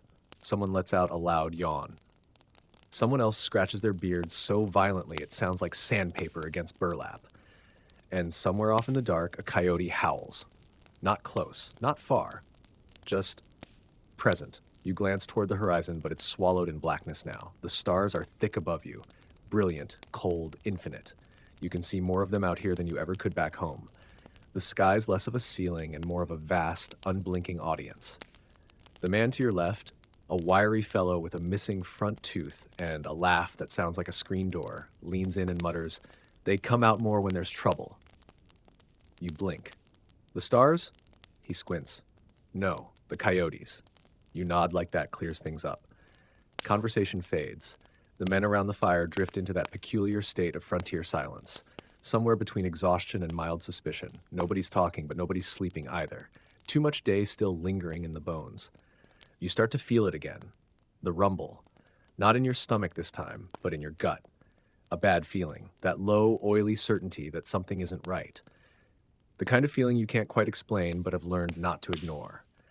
Your bunkmate steps into the circle of firelight and hands you something. A blanket. Thin, tattered, smells like wet canvas, but warm. You take it with a quiet thanks. He shrugs and sits. You wrap the blanket around your shoulders and close your eyes. For a moment. Just a moment, and then you hear it. A rustle. Not the wind, not the fire. Different, intentional. You sit up straighter, every part of your body protesting. The rustling comes again from just beyond the fence. Dry grass brushing against something that's definitely moving. You catch a flash, something low to the ground, fast, then gone again. "Coyotes," you whisper. "Maybe," someone murmurs. You all listen now in perfect silence, bodies frozen, eyes scanning the dark. The fire seems louder all of a sudden, crackling and popping like it's trying to fill the void. Then a howl. Closer this time. Then two more. One from the left, one from farther down the slope. Historians still argue whether coyote attacks on humans were common or mostly legend. Most agree they were more scavenger than predator, but hunger makes all creatures braver. You slowly reach for the shovel propped beside the fence. It's not a weapon, not really, but it's something. Others do the same, hands drifting toward belts, boots, branches.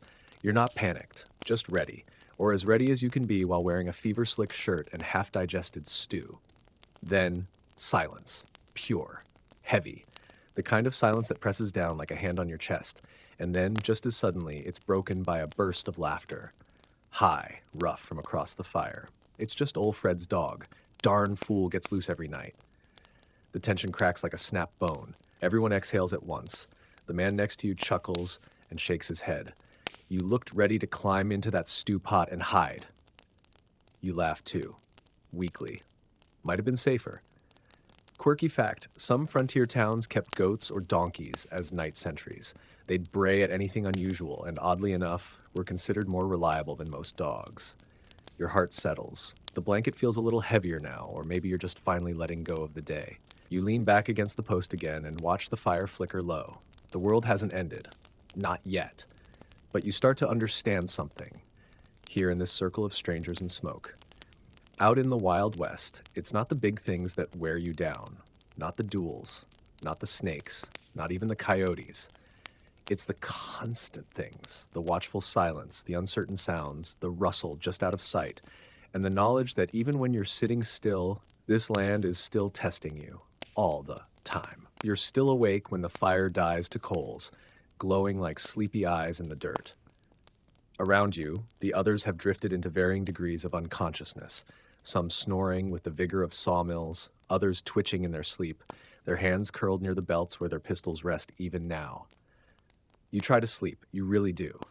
But the ground is unforgiving, the air is thick, and your body, it just won't quit hurting. Your hips feel bruised.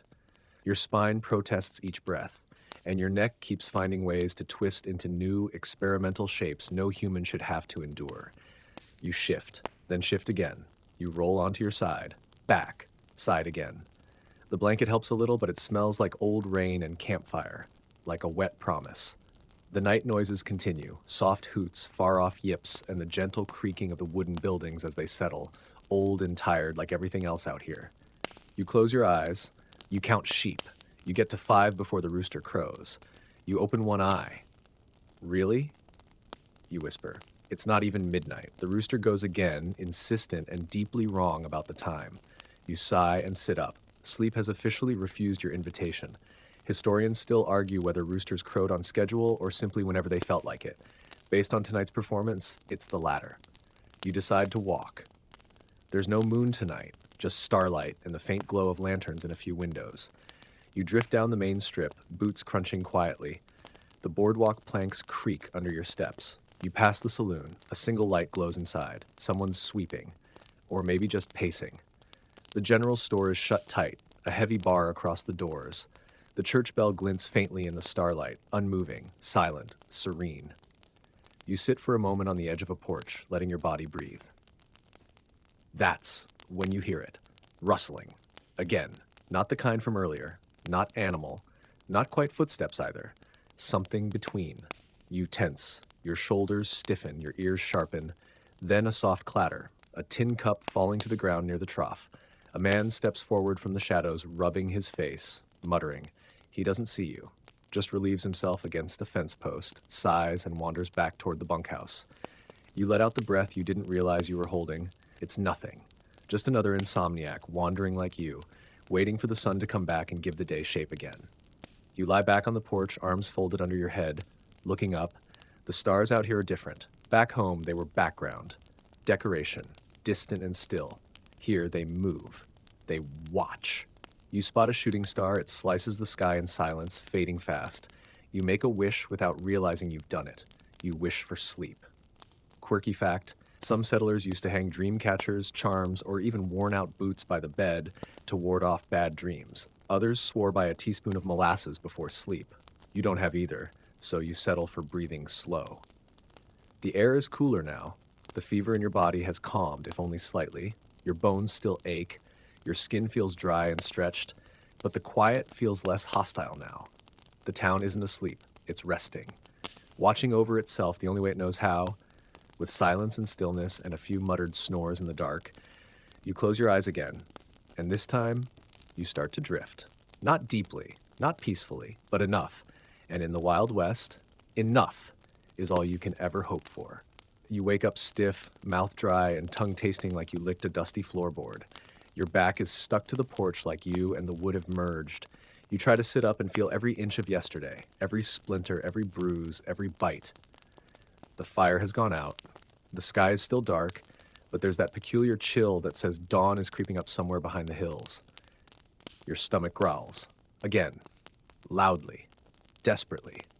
You shuffle to your feet, joints cracking like poorly whittled marionette limbs, and you start walking toward the boarding house.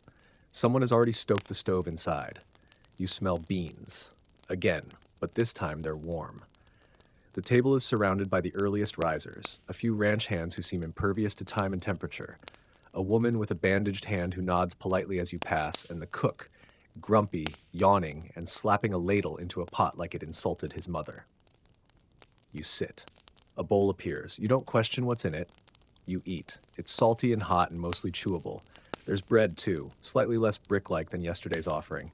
Progress. No one talks much in the morning. Words take effort. Coffee is somewhere between myth and miracle. You sip something dark and bitter from a chipped mug. It burns going down. It's wonderful. Historians still argue whether frontier coffee was a staple or a luxury. It depends on the town, the season, and the stubbornness of the people. Some reused grounds 5 or 6 times, others added chicory, or if truly desperate, roasted corn kernels. You suspect this morning's brew might be the 7th generation of the original beans. You feel better? Not good, but upright, which counts. You step outside. The sun is beginning its slow climb over the hills, spilling orange across the cracked earth. The town comes alive in hushed tones. Boots on boards, a wheel squealing to life. The tap-tap of a hammer fixing something that probably broke before you were born. Your task today is unstated, but you know you'll have one. Everyone works. Everyone moves. If you sit too long, you become a burden, or worse, you draw suspicion. You find yourself in front of the stable again. The same stable hand from yesterday smirks. Look who ain't dead. You nod. Not yet. He tosses you a bridle. Get her ready. You freeze. Her? He gestures. A new horse. Taller. Meaner looking. She stares at you with the kind of disdain that says, I will eat your hat and step on your pride. You approach slowly. You try to remember what you learned yesterday. Be confident. Be calm. Be ready to run. You raise the bridle. She sneezes on you. You continue. You manage to get the bridle on, then the saddle. Awkwardly. She dances away twice, snorts at your attempts, but doesn't throw you into the wall, so you count that as progress. You lead her out into the street. People nod at you now, just slightly. Not quite respect, but maybe acknowledgement. You mount. It hurts. Everything hurts, but you're up. Quirky detail. Some towns held informal riding trials for newcomers. Stay on a horse for an hour without falling, and you earned a free drink. Fall off before then, and you owed everyone else a drink. You begin to ride. Slowly, cautiously, you pass the saloon, the preacher, the smithy, all waking up, stretching into the day. And though your body aches, your eyes sting, and you've eaten more beans than any human should, there's something quiet settling inside you. Not pride. Not yet.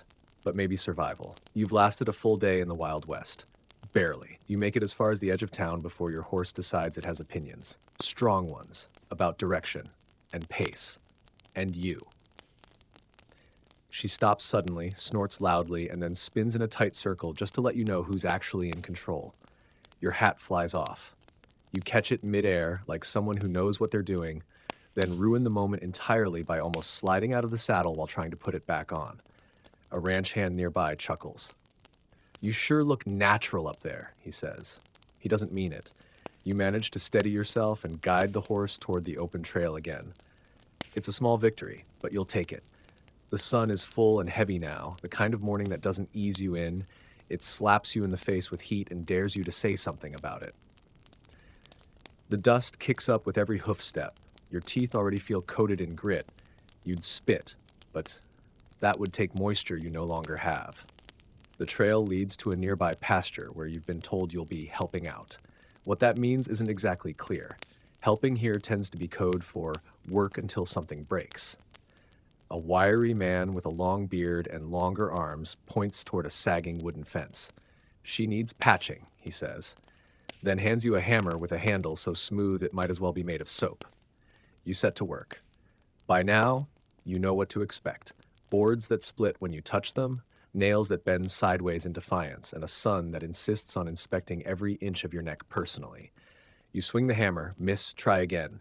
Your fingers start to tingle. Your head pounds in time with the rhythm. After an hour, you've managed to fix one panel. Mostly. The top rail still leans like a drunken preacher, but it stands. You step back proudly. A cow wanders by, pushes its forehead against the panel, and knocks it loose again. You sigh. And start over. Historians still argue whether daily labor on the frontier was more efficient than romanticized stories claim. Some say it was backbreaking with little to show. Others insist it was the only thing that kept people from going insane. You suspect both are true. You break for water. What's left in your canteen tastes like warm pennies and regret. You take small sips, then pour a bit over your head. The relief is instant, brief, but glorious. A group of kids ride by on a makeshift cart pulled by a donkey. One of them throws a rock in your general direction. Not out of meanness, just as a greeting, apparently. You wave. He throws another. You return to the fence, another panel fixed, then another. You're not fast, but you're careful, and in the Wild West, careful sometimes counts more. Around noon, a bell rings faintly from the center of town. You look up. Lunch? Trouble? It's never entirely clear. But folks begin to drift that direction, and so do you. You walk your horse, neither of you trusts each other enough to ride yet, and make your way back towards civilization. Quirky detail. Some towns rang bells to signal everything. Meal times, town meetings, even warnings about runaway pigs. One town in New Mexico reportedly had a bell just for outlaws spotted near the ridge, though no one could ever confirm which ridge. Back in town, the boarding house has a pot going. You're handed another bowl. More stew. You're too tired to care. You eat, you chew less, swallow more. The heat settles in your stomach like a brick wrapped in a dish rag. Someone passes you a small tin of peaches. Peaches. You blink. Real fruit. Probably canned in 1875, but you'd eat it with a rusty fork. You open it. Sweet. Cool. Bliss. You finish your meal and sit against the wall outside, boots stretched forward, hat tipped low. You're filthy. Sweaty. Sore. But you're also still breathing. Still upright. Still here. And somehow, even the sun seems less aggressive now. Or maybe you're just too tired to notice. Either way, you made it through the morning, and in the Wild West, that's a miracle worth savoring. The afternoon heat settles in like an old bully. It doesn't punch.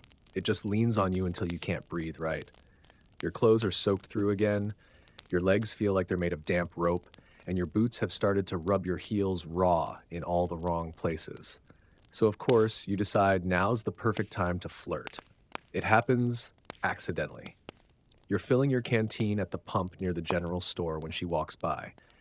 Boots dusty, braid messy, face unreadable, carrying a bag of flour like it weighs nothing. You nod, trying to look friendly but not desperate. She glances your way and nods back. You're in.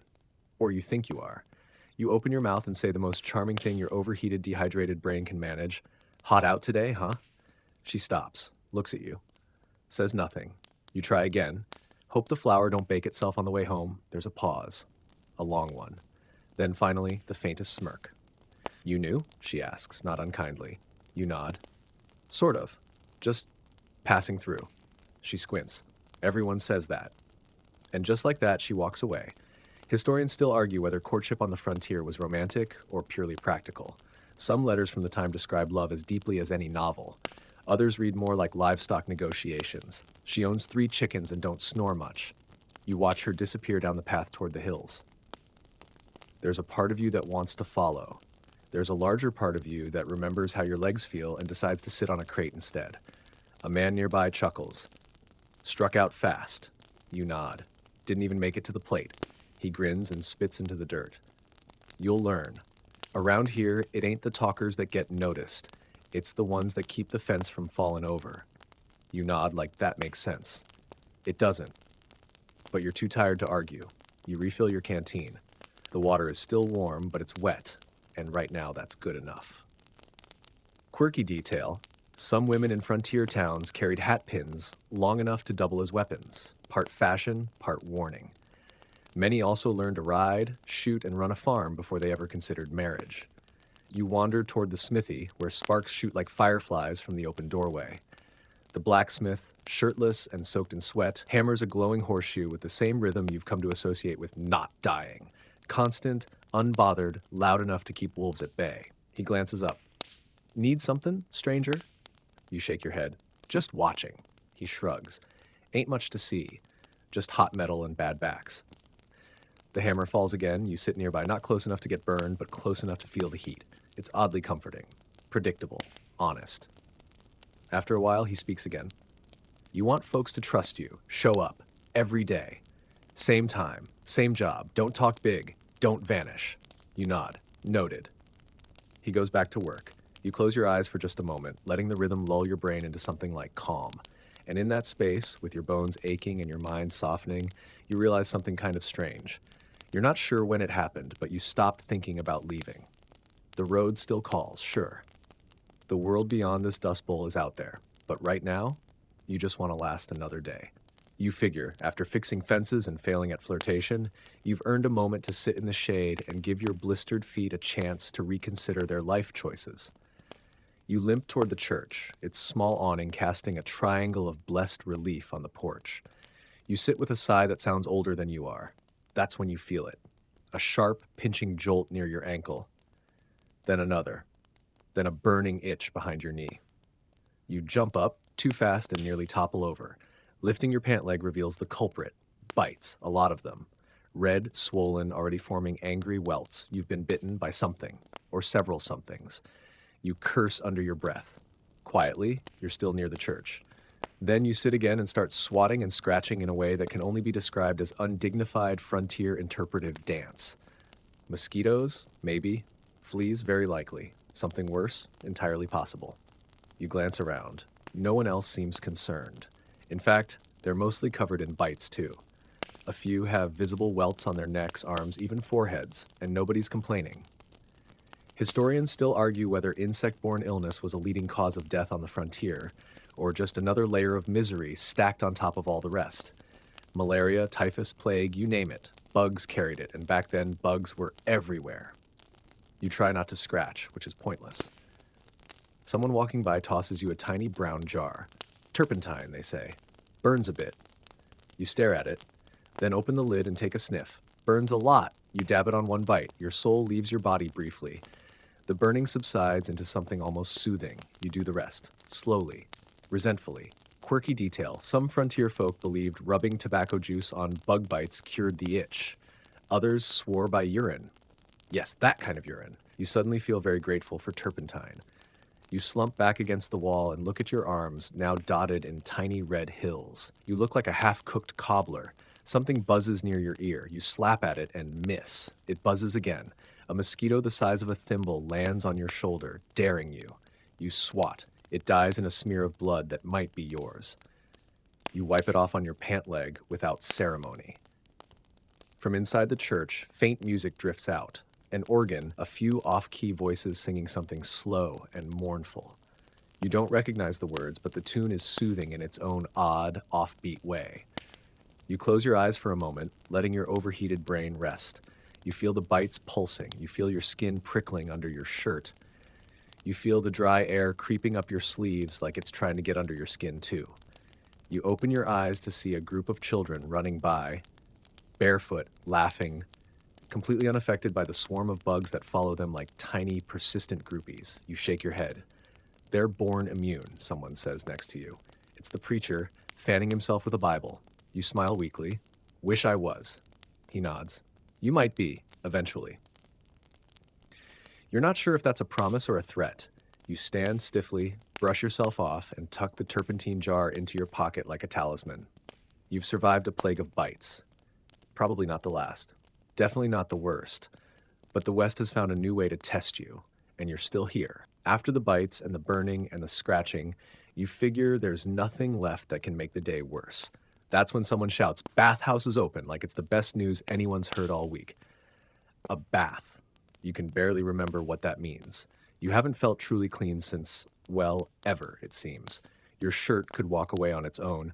Your socks are more philosophy than fabric, and your hair has developed a crunch that defies explanation. You follow the trickle of folks heading toward a squat little shack near the edge of town.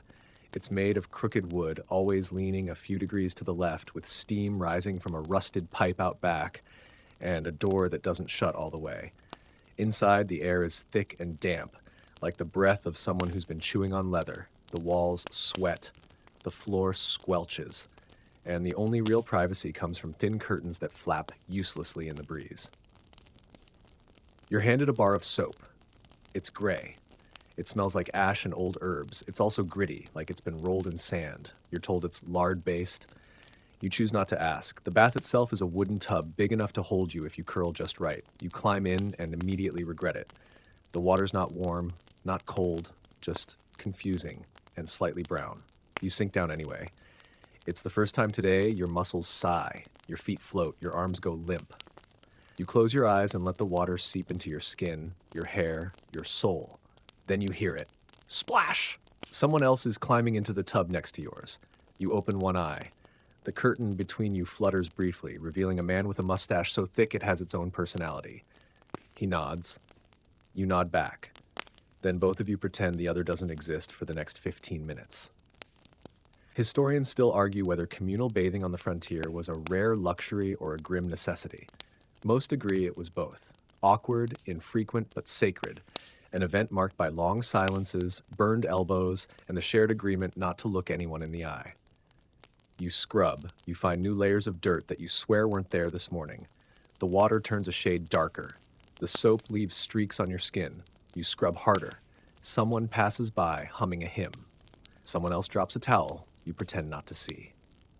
Quirky fact, some frontier towns had bath tokens you had to buy, giving you a specific time slot, and sometimes a guarantee that the water had been changed at least once that week. You're pretty sure your current bathwater hasn't seen that kind of luck. Eventually, you decide you're clean enough, or at least less offensive to yourself. You stand. Immediately shiver. The air outside the tub is freezing. You wrap yourself in a towel the size of a dinner napkin and shuffle out like a sad ghost. Your clothes hang on a hook nearby, still damp, still dusty, but now they're your only option. You get dressed slowly, grimacing as the fabric clings to your still damp skin. Everything feels heavier now, but also lighter somehow. You step outside, blinking at the sun. It's slipping toward the horizon, the light turning amber, soft, kind. For once.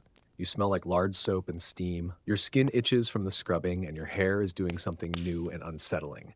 But you're clean. Ish. You pass a man who wrinkles his nose. Must have bathed, he mutters. Show off. You grin.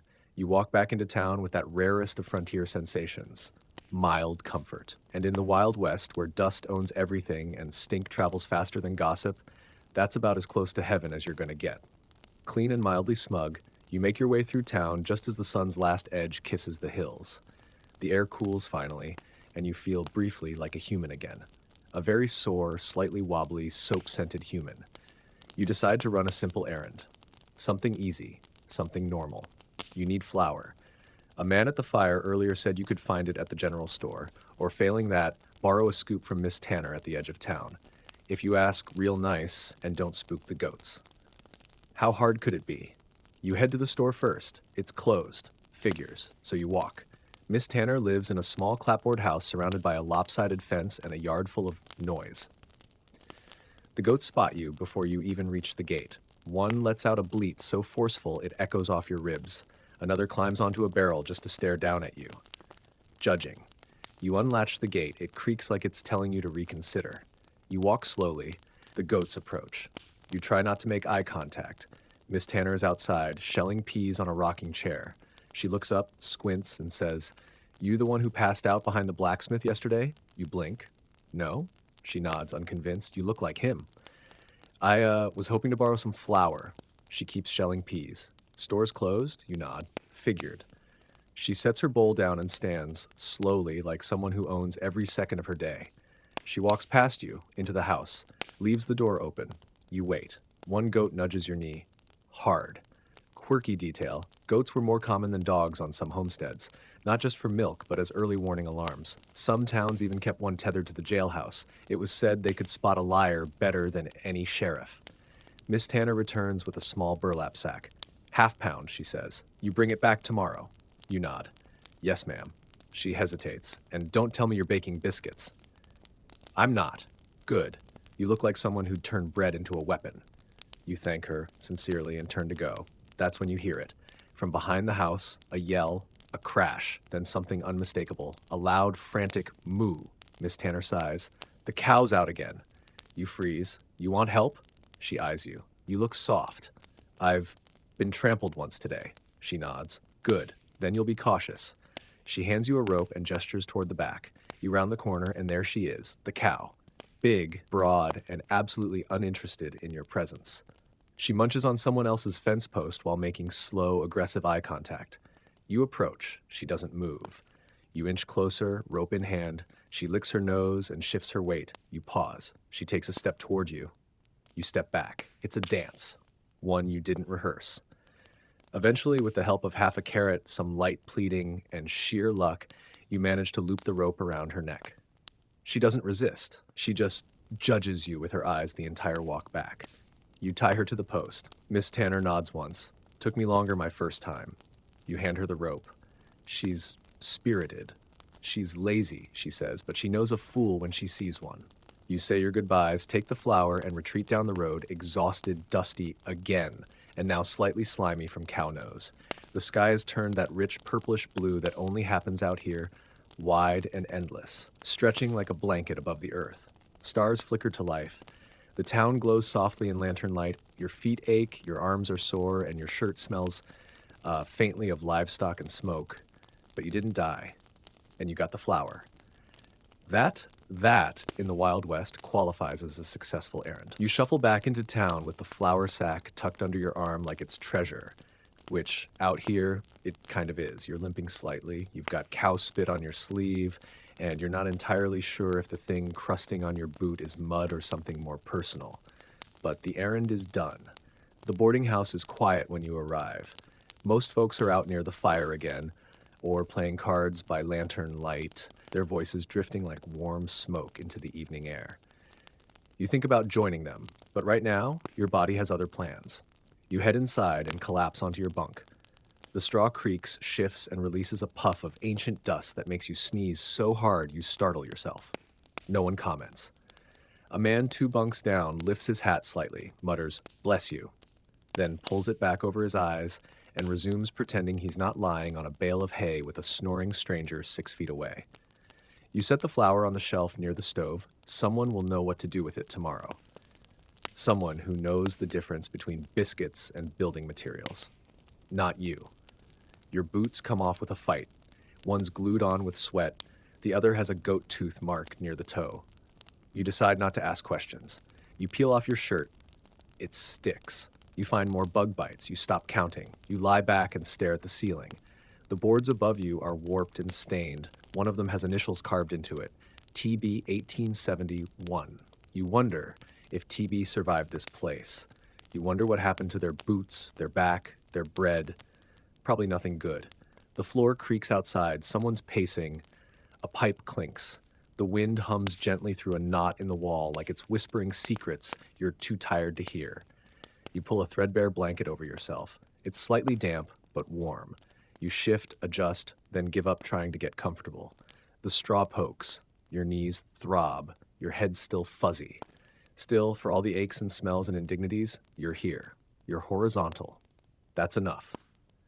Historians still argue whether frontier rest was ever restful or simply short pauses between disasters. With predators, sickness, and random acts of goats, the idea of deep sleep might have just been another story told by folks with fewer blisters. Your bunkmate coughs. You cough back, just to assert dominance. A moth flutters near the lantern. You watch it for a while. It's determined, aimless, a little like you. You close your eyes. Then, of course, the snoring starts. Someone on the other side of the room sounds like they've swallowed a harmonica and are trying to cough it back up slowly. Another man mumbles in his sleep about missing shingles and bean taxes, whatever that means. A third just whistles every time he exhales. You bury your head under the blanket. It's worse. You sit up, stare at the darkness, then lie back down and try to float, not sleep exactly, but that strange in-between place where your body stops caring. Quirky detail. Some settlers stuffed their ears with wax or cloth to block out bunkhouse noise. Others just stayed awake and sharpened knives to pass the time. You opt for neither. You just breathe. The wind hums again. Your thoughts drift to home, then to biscuits, then to cow spit, then to nothing at all. The Wild West doesn't give easy nights, but sometimes it gives you a few hours where no one asks anything of you. And tonight, that's enough. Morning arrives not with a whisper, but with a boot to the floor. Literally. Someone knocks over a pair of boots near your bunk, and the thud jolts you awake. You blink into the dull light of dawn, every muscle screaming, joints cracking in protest. You feel like you slept in a haystack after falling down a mine shaft, which, honestly, isn't far from the truth. The snorers are quiet now. One's already outside coughing like a blacksmith's bellows. Another is folding up his blanket with the speed of someone who's done this 1,000 times. You drag yourself upright, your hair pointing in 5 different directions, your blanket tangled around your ankles like a burlap octopus. You shuffle toward the basin in the corner. The water's still cold, still smells like rust. You splash your face and immediately regret it. Today's task, apparently, is hauling. You're on wagon duty. Someone grunts as you stagger outside, still trying to remember how knees are supposed to work. You nod, then pause. What's wagon duty? Everything, he says. You find the wagon near the edge of town. It's old. It's missing a wheel spoke. It groans when you touch it, as if it already hates you.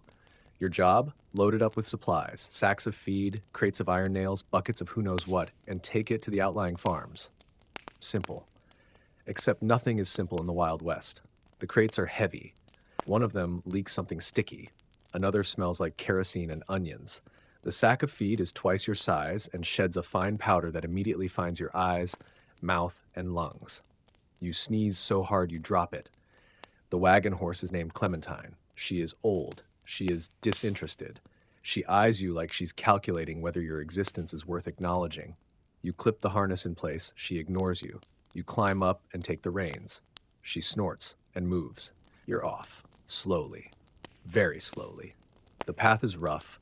Uneven ruts, shallow ditches, and one terrifying slope that feels like you might tip sideways into goat country.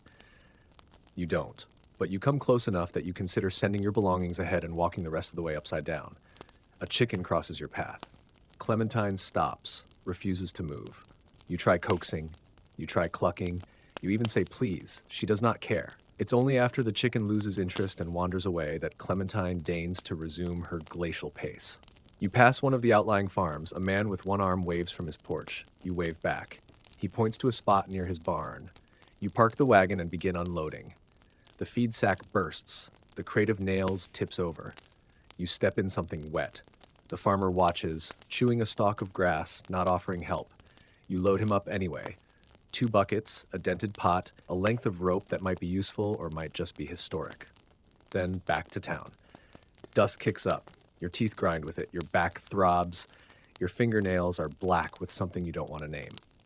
Historians still argue whether wagon hauling was the worst frontier job or just in the top 5. Most agree it was slow, dangerous, and offered frequent opportunities for personal humiliation. You return by mid-afternoon, sweaty, bruised, and mildly concussed from hitting your head on a wagon rail after a bump you didn't see coming. Clementine parks herself under a tree and immediately dozes off. You sit beside the wagon, head resting against the wheel, and close your eyes. Just for a minute. Then someone shouts your name. It's not your real name, but it's what they've decided to call you now. New guy, or wheel wobbler, or the one who fainted. You sigh and stand, because out here, nobody cares how tired you are. The wagon's empty, and there's always another trip. You don't remember agreeing to a second wagon run. And yet, here you are, climbing back onto Clementine's sun-warmed saddle blanket, your thighs screaming in protest and your fingers already cramping from yesterday's adventures in rope burn. Someone hands you another list. Someone else points toward the far ridge. Take these to the Nolan place, they say, and bring back that busted plow if it's still there. You nod like a person with choices. The supplies this time include a bucket of bolts, 3 wrapped parcels that smell suspiciously like pickled eggs, and a folded-up stovepipe longer than the wagon itself. It sticks out the back like an accusation. Clementine gives a sigh so world-weary you briefly wonder if she once worked for the Pony Express and just never recovered. You click your tongue. She moves, eventually. The road out to the Nolan place is even worse than yesterday's trail. Rocky, narrow, winding along the edge of a bluff with no guardrail and plenty of opportunity for, oops, I forgot to turn left. You hold the reins tight, your palms sweating, your spine vibrating from the wagon wheel's refusal to respect geometry. You think of all the famous cowboys in movies, grizzled, confident, stoic. You do not look like them. You look like someone desperately trying to remember which side of the horse the brake lever is on. The Nolan place is quiet when you arrive. No smoke. No dogs barking. Just wand and fence posts leaning like old men at a bar. You knock on the door. No answer. You knock again. Still nothing. You consider leaving the supplies by the porch, but then a voice calls out, faint, rough, like it's been echoing off the walls for hours. In the barn. You follow the sound. Inside the barn is Mr. Nolan, an older man with a sunken face, one eye squinting against the light. He's trying, with visible frustration, to lift a rusted plowshare into a wheelbarrow. Wrench slipped, he grunts. Twisted something. You rush over to help. He steps back, and together you maneuver the plow, heavy, uncooperative, possibly cursed, onto the wagon. You hand him the parcels. Pickled eggs? You ask. He smirks. God, I hope not. He opens one and sniffs. Nope, that's tobacco. For the mule. You don't ask questions. You secure the plow with what might generously be called a creative use of rope to then head back toward town. Halfway there, the stovepipe starts to rattle. You slow the wagon, adjust the rope, it rattles again, then slides. You leap, yes, actually leap, onto the back of the moving wagon, straddling sacks and crates in the plow, and wrestle the stovepipe back into place before it spears itself into the road like a javelin of frontier inconvenience. You lie there for a moment, winded, wondering if Clementine noticed. She did not. You climb back up front, covered in hay, dirt, and what might be mule spit. Quirky detail. Some wagons came with built-in toolboxes under the bench. Others had grease cans filled with everything from axle grease to bacon fat, used for both mechanical maintenance and emergency cooking. By the time you reach town, the sun is low and your shirt is stuck to your back in a way that suggests it's now part of your skin. You unload the plow at the smithy. He grunts in thanks and offers you half a biscuit as payment. You take it. It tastes like sawdust and triumph. You find Clementine a patch of grass. She doesn't even look at you. You walk back to the boarding house with your legs moving independently of your will. Inside, you find a letter tucked under your plate. No envelope, just your nickname, Wobbler, scrawled on the front. It reads, "You did good. Got another run tomorrow. Bring gloves." You smile a little. Because now you're not just the new guy, you're the guy with calluses. It's a wonder, really, how fast the town starts treating you like one of their own. Not quite with warmth exactly, but with a sort of reluctant tolerance, like a splinter they've decided not to pull out just yet. The letter from yesterday was signed only with a scribbled M. You still don't know who that is, but today, the gloves are waiting for you. Laid out on a fence post, cracked leather, stiff at the fingers, but unmistakably an offering. You take them, you wear them, and you haul. Today's job isn't glamorous, none of them are, but it's weirdly satisfying. The general store's new shipment of salt, beans, and something vaguely flour adjacent needs to be sorted, labeled, and stored in the back. You're handed a stub of charcoal and told to mark every sack with the weight and a symbol that looks official. You choose a lightning bolt. No one corrects you. Somewhere between lifting a bag of dried beans that nearly herniates your entire soul and knocking over a barrel of pickles, you realize something. You haven't thought about leaving all day. That thought alone makes you sit down on the back stoop, sweaty and confused. Out here, in a town that once seemed determined to chew you up and repurpose your bones as fence posts, you've begun to adapt. Even the boots seem less cruel today. A woman walks by and tosses you an apple. It's bruised, but real. You nod thanks. She shrugs like she didn't just make your whole week. Historians still argue whether the tight-knit communities of frontier towns were born from shared hardship or mutual suspicion. Either way, once they decided you were part of the furniture, you stayed, until death or a more dramatic plot twist. You finish the marking. Your lightning bolts look progressively worse as the day wears on, which is fitting. You head to the livery to check on Clementine. She's there. She grunts when she sees you. Which is progress? Quirky tidbit. Some frontier horses were so essential they had names listed on town ledgers, right alongside blacksmiths and doctors. Clementine, you suspect, deserves a few more lines of historical credit than she's getting. You brush her down, careful not to get kicked. She tolerates you. A boy approaches with a note. You expect another errand, but it's not. It's an invitation to dinner, a communal one, out near the schoolhouse, where every few weeks the town gathers for something vaguely resembling a feast. Half potlatch, half gossip fest, half excuse to cook things that don't require boiling laundry water. You consider saying no. Your feet hurt. Your shoulders feel like soup. You're still pretty sure you smell like pickles and defeat. But you go. The schoolhouse yard is strung with lanterns. There's laughter, more than you've heard all week. Kids chase each other around hay bales, someone's playing a fiddle so badly it's kind of perfect. You're handed a tin plate, beans, cornbread, and a slab of something brown that claims to be meat. You eat every bite. Someone sits beside you, Miss Tanner. She eyes you. You didn't ruin the flour, she says. That's something. You smile. I didn't bake with it. Smart, she says, and eats in silence. The stars come out. A man starts telling a story about the time his mule outran a train. Someone interrupts with the infamous tale of a snake that bit itself in confusion and died. You lean back, full and exhausted. And for a moment, just a flicker, you don't feel like an outsider anymore. You're still not safe, but you're seen. And in the Wild West, that's a rare kind of survival. And you wake the next morning to something truly unexpected. Silence. No boots clomping, no hammers ringing, no crows screaming like tiny demons with grievances. Just the soft rustle of wind through the shutters and a sky outside that's a peculiar kind of gray. Not stormy, not sunny, just blank. You sit up slowly, unsure whether the quiet is a gift or a warning. Turns out it's both. Outside, the street is hushed. A few people walk briskly, heads down, coats tight. There's tension in the air, like everyone's waiting for something. Then you spot it. The dust. A thin, swirling line at the horizon, spinning in the way only trouble does. You ask someone what's going on. They don't answer, just nod toward the livery. Inside, Clementine's already been hitched to the wagon. You didn't do it. That's unsettling. You find a note tied to the reins. Storm coming. Move the canvas. Protect the windows. Get to higher ground.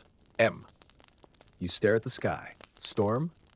It doesn't look like anything yet, but if this is like the last weather event they hinted at, you're in for something biblical. Your job today is sandbags. You didn't know that was a frontier thing.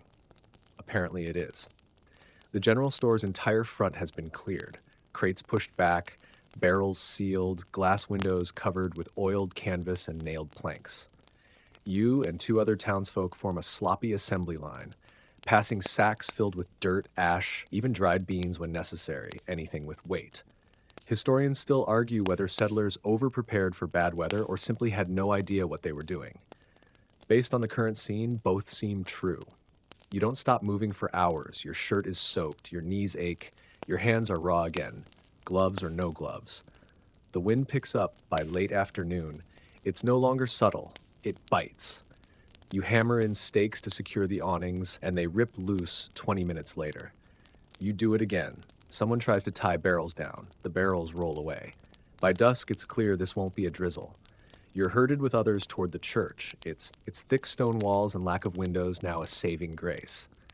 Someone brings stew. Someone else lights candles. The room fills with anxious chatter and the occasional nervous joke. Quirky frontier detail. During sandstorms or dust devils, towns sometimes assigned a dust warden, a rotating volunteer who kept windows sealed and watched for flying debris, livestock panic, or impromptu structural collapses. You didn't volunteer, but somehow you've been handed the bell. Yes, the actual church bell rope. If something happens, the preacher says, pull this. Folks will come running. You nod, then glance at the bell. You hope you won't need it, but part of you wants to ring it just once for the drama. The wind howls louder. You can hear it whistling through the steeple. The whole building groans as if it's holding its breath. And then it hits. Not all at once, but with growing fury, like a curtain being yanked back. The dust moves sideways. Sand peppers the windows. Loose boards slap against walls. Somewhere outside, a roof gives up and flies. You huddle on a pew, arms wrapped tight, watching candle flames jitter and dance like they're trying to run away. The preacher hums something tuneless. A woman knits furiously, even though the room's too dark to see her stitches. A kid asks if the wind can pick up cows. Someone says yes. The kid stares at the door in terror. You sit still and wait. Hours pass, then more. Then just before dawn, silence again. Real silence. You step outside. The world looks like someone shook a giant ashtray over it. Dust covers everything. A wagon wheel has embedded itself in a fence. A chicken coop has relocated several properties east, but the town stands. Mostly. Clementine survived. She has somehow lodged herself inside a partially collapsed shed and refuses to move. You take a deep breath, cough, spit, then smile. Because for once, you didn't just survive the Wild West. You helped protect it. The storm leaves more than dust. It leaves questions. Like, how did a barrel of molasses end up in the well? Or whose goat is now perched smugly on the schoolhouse roof?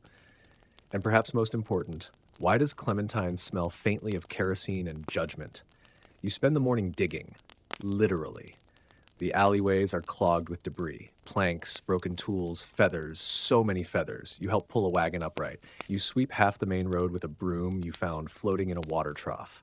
You find a door lying perfectly intact several feet from any known structure. No one claims it, so you lean it against the church and call it community storage.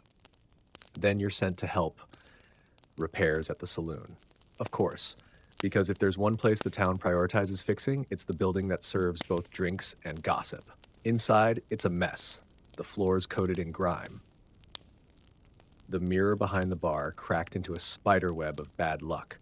One table's upside down, another is somehow embedded in the wall, and the piano has adopted a new tuning, cacophony in E minor. You're handed a mop. You use it as instructed, then as a makeshift crowbar, then as a jousting lance to fend off a raccoon that's claimed the back room.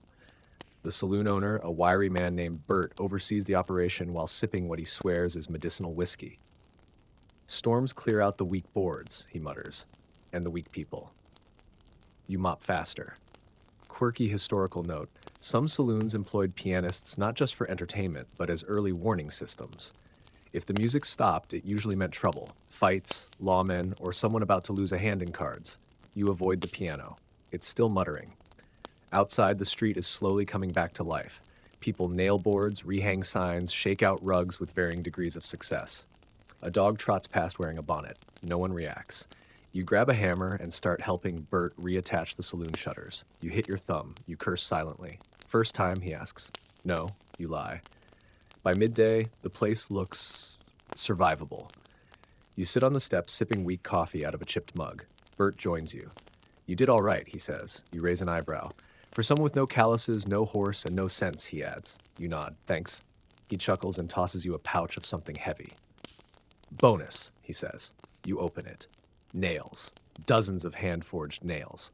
Trade those, he says. Or keep them. Up to you. You pocket them. Not because they're useful, but because they feel like the closest thing to currency you've earned out here. Historians still argue whether frontier towns were governed more by formal law or informal favors. One school claims that barter and kindness built the West. Another insists it was all luck and spite. Most agree it was probably both, plus a whole lot of mud. By sunset, the town glows again. New dust, same people, the lanterns flicker, the saloon reopens, just barely. You're invited in. This time you go. Someone plays the fiddle, still badly, but now with confidence. A woman sings a lullaby no one admits they know. A card game begins. You watch, then play, then lose beans you didn't remember betting. You laugh. You forget the storm for a while. You're still bruised, still tired, still not entirely sure what day it is. But tonight, you're not the outsider sweeping the corner. You're part of the picture. The storm proved one thing. You can endure more than you thought. Even if it means wrestling raccoons, dodging flying doors, and rebranding your broken thumb as a learning moment. Tomorrow will bring new dust. But for tonight, you sit by the fire, sip borrowed whiskey, and let the warmth of shared survival settle into your bones. You're starting to develop a routine. That wasn't the plan, of course. You came here by accident or mistake or some poorly defined dare from the universe. And yet, each morning, your body wakes with the dawn. Each evening, your muscles hum with the kind of ache that means you did something. Not necessarily well, but definitely something. Today's job is fences. You've never built one. You've barely leaned on one.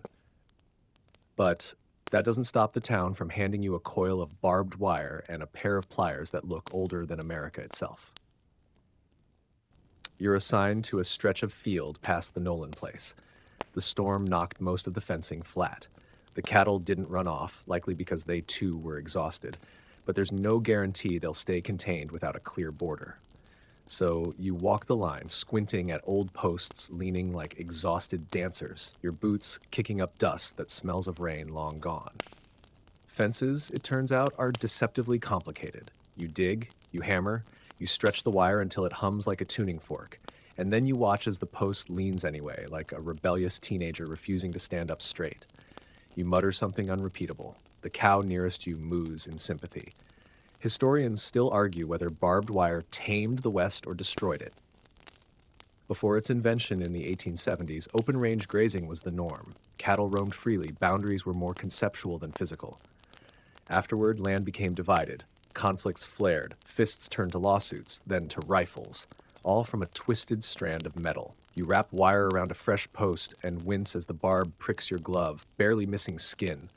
You glance down at your hands, blistered, calloused. Competent? Maybe. You pause to drink from your canteen. The water is warm, tastes faintly of yesterday's beans. But it's water, and out here, that's enough. Quirky fact. Some frontier folks flavored their water with vinegar, lemon rinds, or mint to mask the taste of stagnant barrels. Others just held their nose and hoped. You lean against the post and stare out at the horizon. It's vast, still intimidating, still ready to chew you up, but not as terrifying as it was a week ago. A bird calls overhead. A hawk, maybe. Something graceful and sharp, you nod once and return to work. The sun climbs, your shirt sticks, your spine protests, but the fence starts to take shape. Each post upright, each wire tight.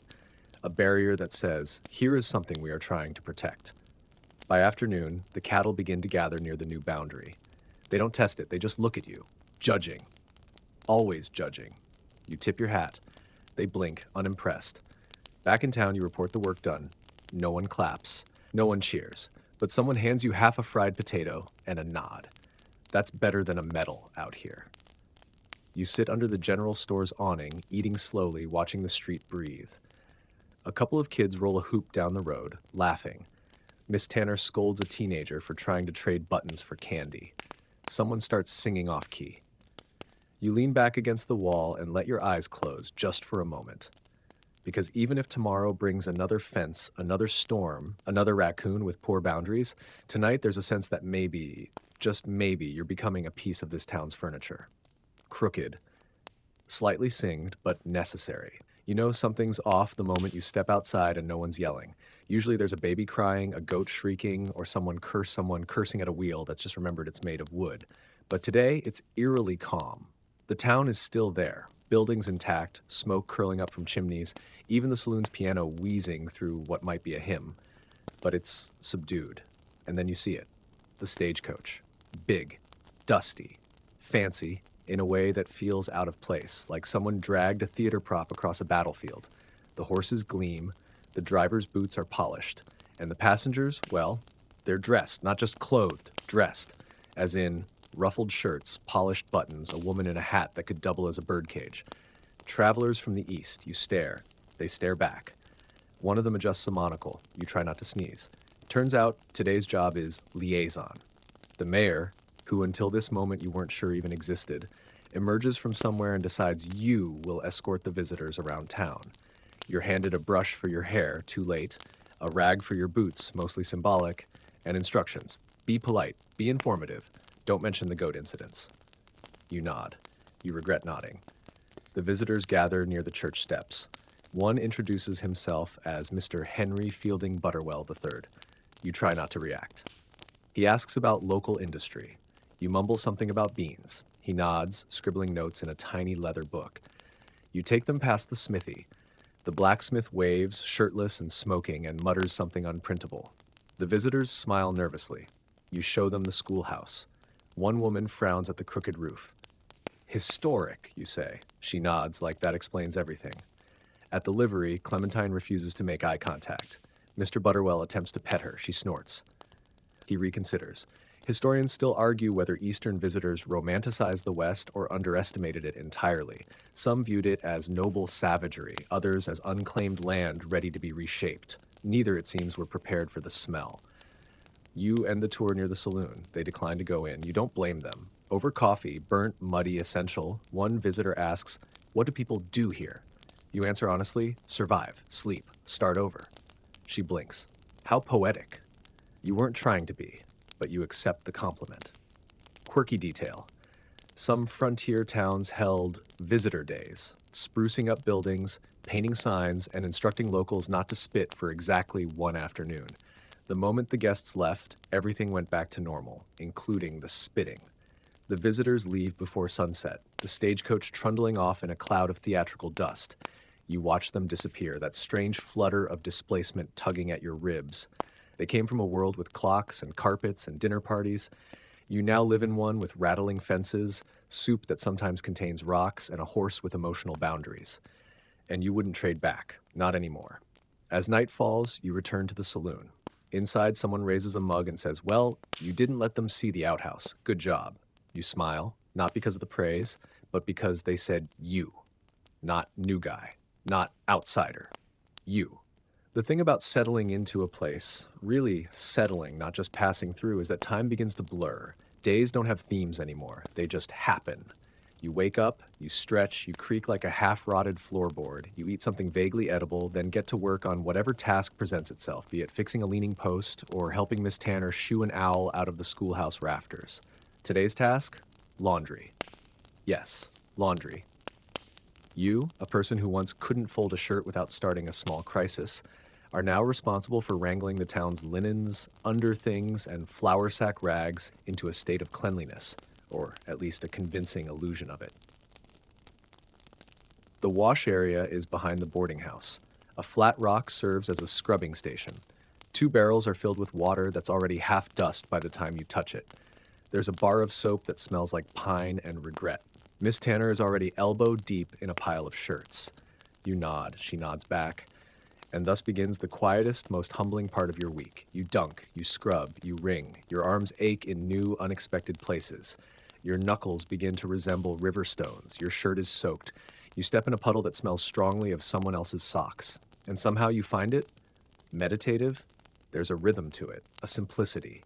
The fabric sloshes, the soap foams, the sun warms your back, and a fly buzzes past with absolutely no respect for personal space. Historians still argue whether cleanliness on the frontier was an achievable goal or a collective delusion. Some settlers bathed weekly, others quarterly. Some just let the dust settle and called it camouflage. You hang shirts on the line, one of them flaps free and tries to escape. You chase it. Clementine watches, unimpressed. You retrieve the shirt. Barely. Back at the barrels, Miss Tanner speaks. "You're scrubbing too hard." You pause. "I thought I was supposed to." "You're trying to punish the shirt," she says. "Just rinse it like it's a baby bird with a past." You nod solemnly, adjust your technique. She hums a song you don't know. You hum along anyway. Later, a child brings more clothes in a wheelbarrow. You help unload. He stares at your wet hair and asks, "Did you fall in?" "Yes," you say. He seems satisfied. Quirky frontier detail. Some towns repurposed whiskey barrels as wash tubs. Others used hollowed-out tree trunks or iron kettles heated over open flames. Laundry day was both a necessity and a community ritual. Part gossip, part elbow grease, part open-air confession booth. By the time you're done, the lines are full. The wind dances through shirts and trousers and aprons like it's trying them on for size. Your back is sore, your fingers are pruny, but you feel good. Miss Tanner hands you a biscuit. You earned that. You eat it without questioning its origin or texture. It's perfect. That night, your dreams are strange, filled with flapping laundry and baritone soap bubbles. But you sleep well, because today, you didn't build something. You didn't fix something. You didn't ride a wagon across a rattlesnake-infested plain. You just cleaned. And in a town where dust is a personality trait, that's a quiet kind of heroism. You've heard of frontier justice, but you weren't expecting to witness it firsthand over something as mundane as pie. It starts with a whisper in the saloon, then it moves to the general store. By the time you make it to the smithy, the entire town is vibrating with quiet outrage. Someone, an unknown, unthinkable someone, has stolen Mrs. Tilson's blackberry pie, still warm, still cooling on the windowsill. Gone, vanished, evaporated into legend. Now, to the untrained eye, this might seem like a minor offense, a hungry passerby perhaps, an overeager raccoon. But here, in a town where resources are tight and blackberries come from bushes that actively try to kill you, it's sacrilege. And Mrs. Tilson? She's furious in the way only sweet grandmothers can be, smiling, calm, and radiating barely contained vengeance. You find yourself on the town square, part of an impromptu investigation committee. You didn't volunteer. No one does. It's just how things work out here. The suspects are few. The preacher's son, known pie enthusiast, Bert from the saloon, notoriously hungry, and a visiting peddler with a suspiciously purple-stained handkerchief. There are no real laws to guide the process, just tradition, gossip, and a strong belief in pies as sacred property. Quirky historical note, In many frontier towns, food theft was considered worse than petty theft of money or tools. A missing pie could lead to social exile, especially if it involved fruit out of season. You walk the perimeter of the alleged crime scene with two others. There are, indeed, tracks. Barefoot, small. Someone notices a trail of blackberry juice dots leading toward the creek. This, of course, becomes the most exciting thing to happen all week. A posse is formed. You are, inexplicably, its leader. You set out following the trail like you've done this before. You have not, but your boots are loud, and that seems to count for something. At the creek, you find the culprit. Sort of. It's a dog, not just any dog. Buttons, the schoolhouse stray. Her muzzle is stained deep purple, her belly round, her tail wagging as if to say, "Yes, I would do it again." You return with the evidence. The town gathers. Mrs. Tilson lifts Buttons into her arms, sighs deeply, and forgives her. The preacher's son is released from suspicion. Bert pretends he was never involved. The peddler leaves town with unusual haste. Justice, such as it is, has been served, and so has the second pie.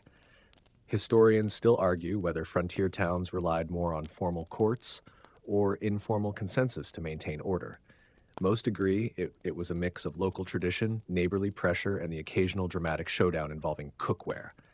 You end the day with a sliver of fresh pie, gifted directly from Mrs. Tilson herself. "Thank you for your service," she says. You nod, all in a day's work. She narrows her eyes. "You didn't steal the first one, did you?" You blink. "Not fast enough," she cackles. That night, the town is quieter, full-bellied, settled. You lie in bed, the scent of berries lingering in your hair, and realize that today you were the sheriff of dessert, and you survived. Again. There's an odd sort of honor in being asked to dig a grave, not because anyone wants to, not because anyone enjoys it, but because someone has to. The man wasn't from town, a traveler. Older. Came through on foot, boots worn to the soles, voice thin but kind. He traded Buttons for bread, told stories that didn't quite make sense, and slept near the livery, tucked beneath a wool blanket so threadbare it might as well have been spiderweb. This morning, he didn't wake up. No struggle. No foul play. Just stillness. A quiet departure. Miss Tanner finds you, hands you a spade, and says simply, "We'll bury him by the cottonwoods." No one knows his name, but no one questions the need to lay him down properly. So you walk out past the edge of town, the spade resting across your shoulder, the sun already high and judgmental. The cottonwoods stand like quiet sentinels, their leaves fluttering like nervous fingers. You begin to dig. The ground is dry, the roots stubborn. Every few minutes you stop to breathe, wipe sweat from your brow, and try not to think too much. Historians still argue whether frontier burials followed religious rites or practicality. In truth, both played a part, depending on who was present and how long they could wait before the coyotes noticed. Eventually, you carve out a space wide enough, deep enough. Miss Tanner arrives with a bundle of wildflowers. No headstone, just a small wooden cross, etched with the date and nothing else. Others gather. The preacher says a few soft words. No name is spoken, but no one turns away. Quirky fact, in some towns, strangers were buried in boot hill cemeteries, named because many were said to have died with their boots on, a euphemism for violent or untimely ends. But some hills weren't for outlaws or gunfighters, just the forgotten. After the service, you help fill the grave. The dirt is heavier than when you lifted it. That's how it works. You tamp it down gently, place a stone at its foot, step back, the wind stirs the trees, someone coughs, then the world continues, as it always does. You walk back in silence. The saloon has reopened. The general store sells nails and molasses again. Life doesn't pause for long out here. It can't. But later that night, you sit by the fence behind the livery and look up at the stars. One of them blinks a little brighter than the others. You raise your cup, lukewarm tea, and nod once. "Rest easy," you whisper, because even nameless strangers deserve a send-off, even if it's by a weary traveler with dust on their boots and a shovel in their hand. You wake to bells, not church bells, not cowbells, something stranger. It takes a few groggy minutes before you realize it's coming from the edge of town, near the trading post. The unmistakable clanging of metal and wood, a too cheerful jangle that promises either danger or commerce. Both, possibly. You pull on your boots and follow the noise, blinking sleep from your eyes and wondering if this is finally the day the entire town goes up in spontaneous combustion. Wouldn't be surprising. And there it is, a wagon. Huge, colorful, painted like a traveling carnival, with ornate lettering that reads Professor Elbridge's Cabinet of Marvels, Curiosities, and Genuine Wonders. You squint at the name. It keeps squinting back. Standing atop the wagon is Professor Elbridge himself, or so he says. A man with a curled mustache, a red vest, and the energy of 5 coffee beans in a windstorm. He shouts to no one in particular, "Step right up. One day only. Discover the future. Touch the past. Don't pet the monkey." A monkey? Yes. There is undeniably a monkey, wearing a vest. Of course. You edge closer with the rest of the crowd. Kids whisper. Adults eye the wagon suspiciously, as if it might explode, or worse, ask them for money. Inside the wagon, Elbridge claims to have a fossilized mermaid tooth, the smallest working piano west of the Mississippi, a snake that sings. Spoiler, it does not. There are glowing jars, electrostatic machines, and something labeled moon rock from last Tuesday. Quirky frontier truth. Traveling shows were common on the edge of civilization. Some were genuine marvels, scientific exhibitions, or magic lantern shows. Others were pure hokum, relying on dramatic lighting, mirrors, and very confident lies. Elbridge falls somewhere in the middle. You pay 2 buttons and a nail to enter. Inside, it smells like varnish and roasted peanuts. The moon rock is chalk. The fossilized tooth is a cat claw dipped in ink. But the piano? It works. Barely. You press one key. It moans like an old man in a cold bath. The monkey screeches in approval. Outside, Elbridge performs electrical demonstrations. He asks for a volunteer. No one moves, so naturally he picks you. You're handed a metal rod and told to think positively. Then he cranks a machine that sends a mild shock through your spine and makes your hair stand up like an electrified hedgehog. The crowd applauds. You consider retaliation, but then the monkey hands you a lollipop. Truce. Historians still argue whether traveling medicine shows and curiosities were scams or cultural lifelines. Many towns saw them as brief windows to a larger world, however embellished that world might be. Elbridge sells tiny bottles of brain tonic for a penny. Ingredients: water, sassafras, mystery. You buy one. It tastes like ambition and regret. By evening, the wagon packs up. Elbridge waves dramatically, tips his hat to Miss Tanner. She does not return the gesture, and rides off into the dust. The monkey throws peanuts at passing birds. The whole town watches until they vanish from view. Later, around the fire, someone asks, "Did that piano really play?" You shrug. Sort of. Someone else adds, "That monkey stole my brooch." You nod. He earned it. And just like that, Professor Elbridge becomes another layer of folklore, another story for winter nights. Out here, entertainment is rare, but when it arrives, full of shocks, lies, and monkeys, you take it. You file it away beside the raccoon incident, the laundry fiasco, and the pie trial. Just another day you didn't plan for, but survived with style. You don't remember signing up for patrol duty. Then again, you also don't remember agreeing to help deliver goats, delouse barrels, or mediate between Clementine and the preacher's fence. And yet here you are. "Just keep an eye out," Bert had said. "Couple strangers rode through last week, didn't buy anything, didn't say much. Then the store's kerosene went missing. So now you're a deputy, unofficially, unarmed, unqualified. Your badge? A brass button pinned to your shirt. It falls off twice before noon. Still, someone hands you a lantern, a biscuit, and a stick, just in case, and tells you to walk the perimeter, which, in frontier terms, is roughly wherever the land stops looking friendly. You start behind the livery, cutting past the church, and out toward the scrubby hills where the moonlight paints everything silver and ominous. The wind whistles through broken fence rails. A lone owl hoots once, more annoyed than threatening.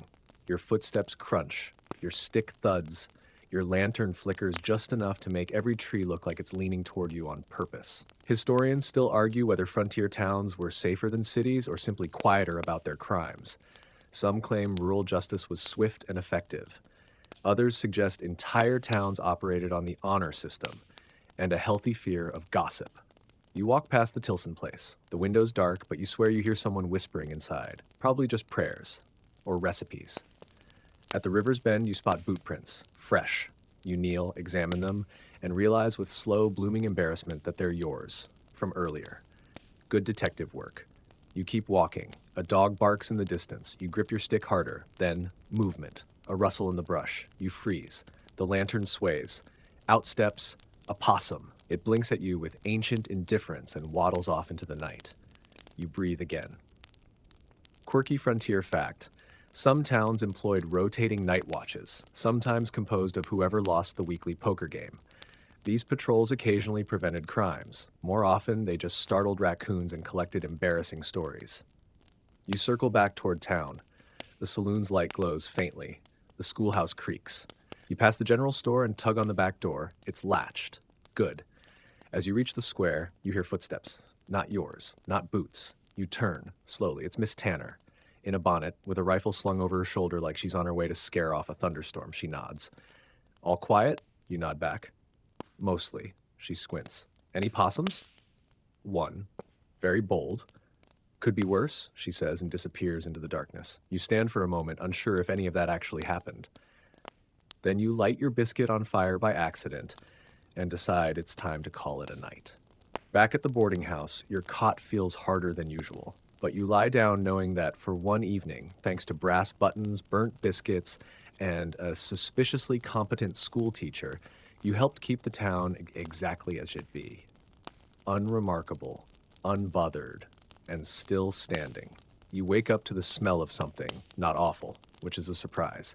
Out here, mornings usually smell like dust, leftover beans, and the faint regret of whatever wandered too close to Clementine overnight. But today smells like cinnamon. You follow your nose to the source, the town square, and there, like a mirage conjured by a sleep-deprived dreamer, is a table. A table with cloth, a table with pastries, a table, in short, that does not belong here. Standing behind it is a newcomer, tall, cheerful, far too clean. She wears a dress with lace and a bonnet that hasn't yet seen battle. She smiles like someone who thinks Wild West sounds charming. I'm Loretta, she says, and I'm here to open a tea parlor. You blink. She gestures to the table. These are scones and brioche, and that's lemon curd. Well, what passes for it? You stare at what looks like a biscuit wearing a top hat. A tea parlor.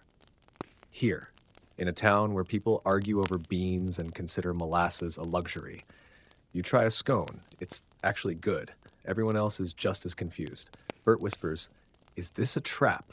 Miss Tanner narrows her eyes at the brioche like it owes her money. The preacher's son takes a bite and immediately bursts into joyful tears.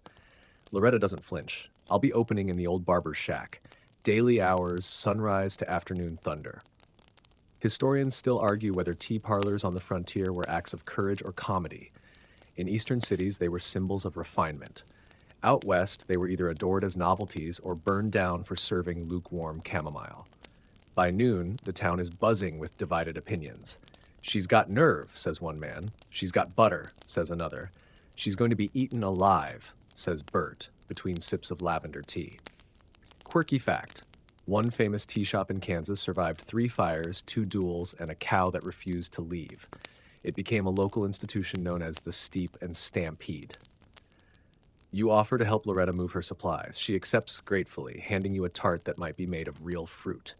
Inside the shack, you sweep, hammer, and scrub. She arranges lace doilies with military precision. A sign is painted. The Prairie Peddle, Tea, Treats, and Tranquility. You raise an eyebrow. She raises a teacup. Don't underestimate the power of a quiet corner, she says. You nod, realizing that out here, a tea parlor isn't just a luxury, it's a rebellion. Against hardship, against blandness, against the idea that comfort is only for cities. When she opens the next morning, there's a line. Bert claims it's for research. Miss Tanner says she's monitoring for poison. The blacksmith brings a mug and pours tea into it like it's coffee, then mutters, "Not bad," with a frown that might be respect. By sunset, the Prairie Peddle has served 20 cups of tea, sold 6 slices of cherry almond cake, and only suffered 1 minor fire. The napkins got ambitious. You sit on the steps, sipping Earl Grey out of a tin cup. Loretta joins you. Still think it won't last? She asks. You shrug. Still think the monkey stole your sugar cubes? She grins. Fair. Out here, tea isn't just tea. It's a statement, a comfort.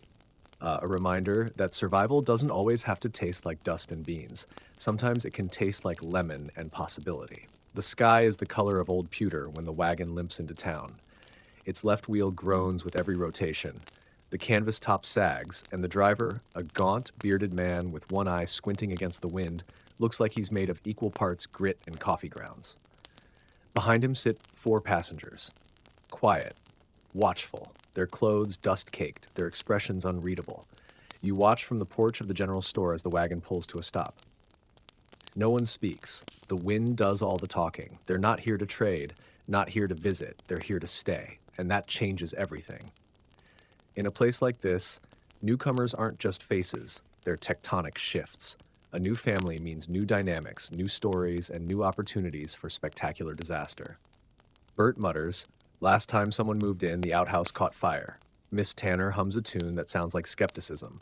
The mayor, who, rumor insists, once arm wrestled a deputy over a chicken, emerges from nowhere to greet them. The bearded man tips his hat.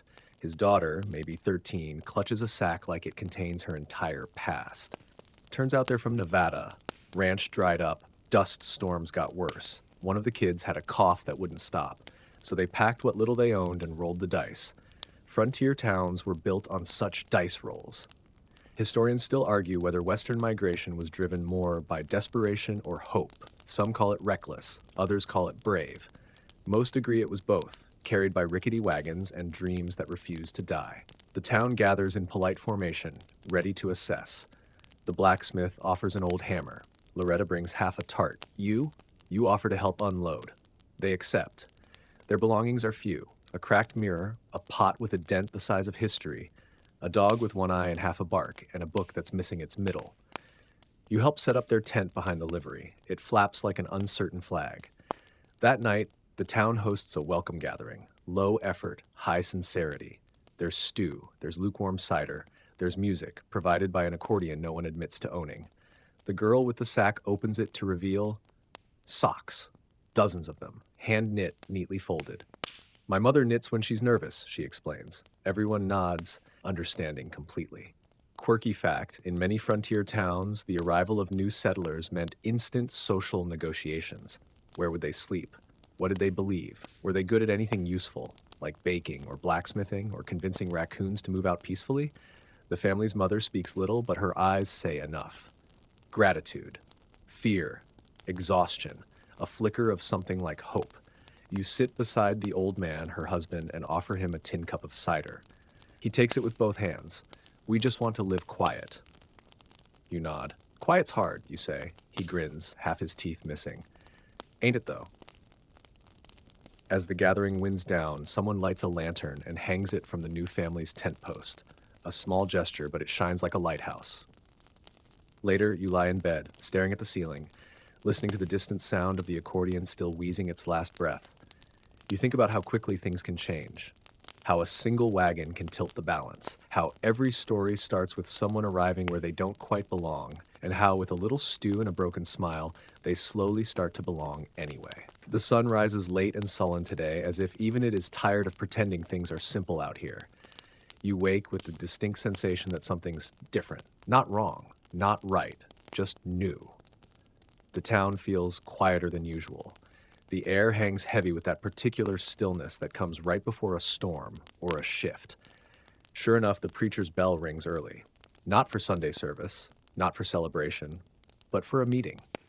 Everyone drifts to the square in silence. Even the dogs sit politely, ears twitching.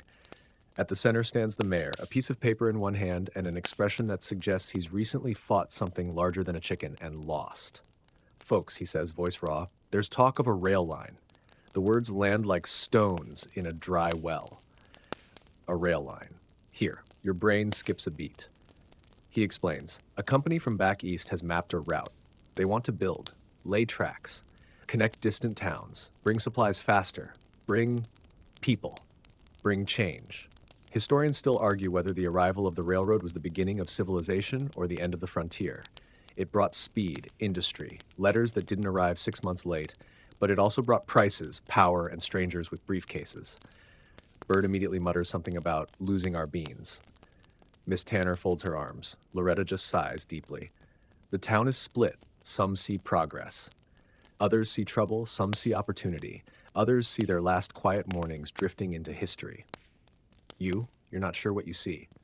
The meeting lasts hours. Concerns are raised. Arguments sprout like dandelions. Someone throws a biscuit. Clementine catches it. Eventually, it's decided. A delegation will go to the next town over and learn more. You're volunteered, naturally. 2 days later, you ride out with Loretta and the blacksmith. The trail is rough, your saddle has opinions, and the blacksmith sings only one song, over and over. The other town is loud, busy, already touched by rail. There are brick buildings, signs, a hotel with stairs that don't creak. You meet with a man in a vest so stiff it could stand without him. He talks of progress, of timetables, of frontier potential. You nod. Loretta nods slower. The blacksmith falls asleep. Quirky fact, when rail towns appeared, some older settlements were bypassed entirely, becoming ghost towns in a matter of years. Others clung on by reinventing themselves, selling goods, offering lodging, or pretending their beans were famous. On the ride back, Loretta asks, "Do we want this?" You don't answer. Not yet.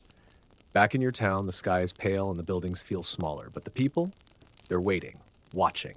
You give your report. Facts, prices, probabilities. Then you step aside. You're not the mayor. You're not the preacher. You're just someone who survived long enough to care. That night, you lie in bed thinking about the rail, the sound it will bring, the schedules, the strangers, the smell of coal and oil replacing dust and sun. You don't fear the train. You fear what it might erase.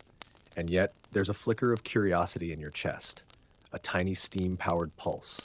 Because even in the West, even in a place where socks are currency and pie is religion, nothing stays still forever. Wind down. So now, let that image settle in your mind like dust over a quiet trail.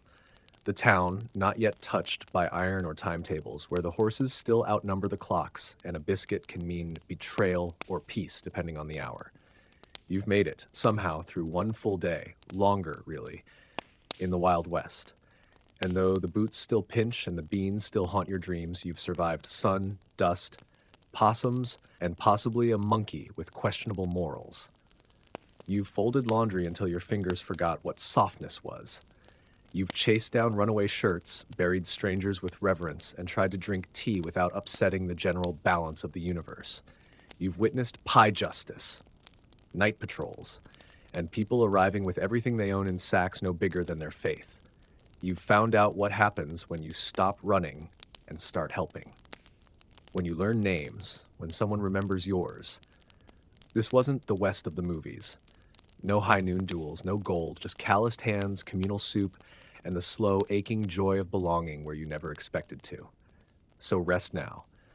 Let the wind from the prairie settle like a blanket across your mind. Let the creak of wagon wheels fade into the distance. Let the stars wheel overhead without hurry, without noise.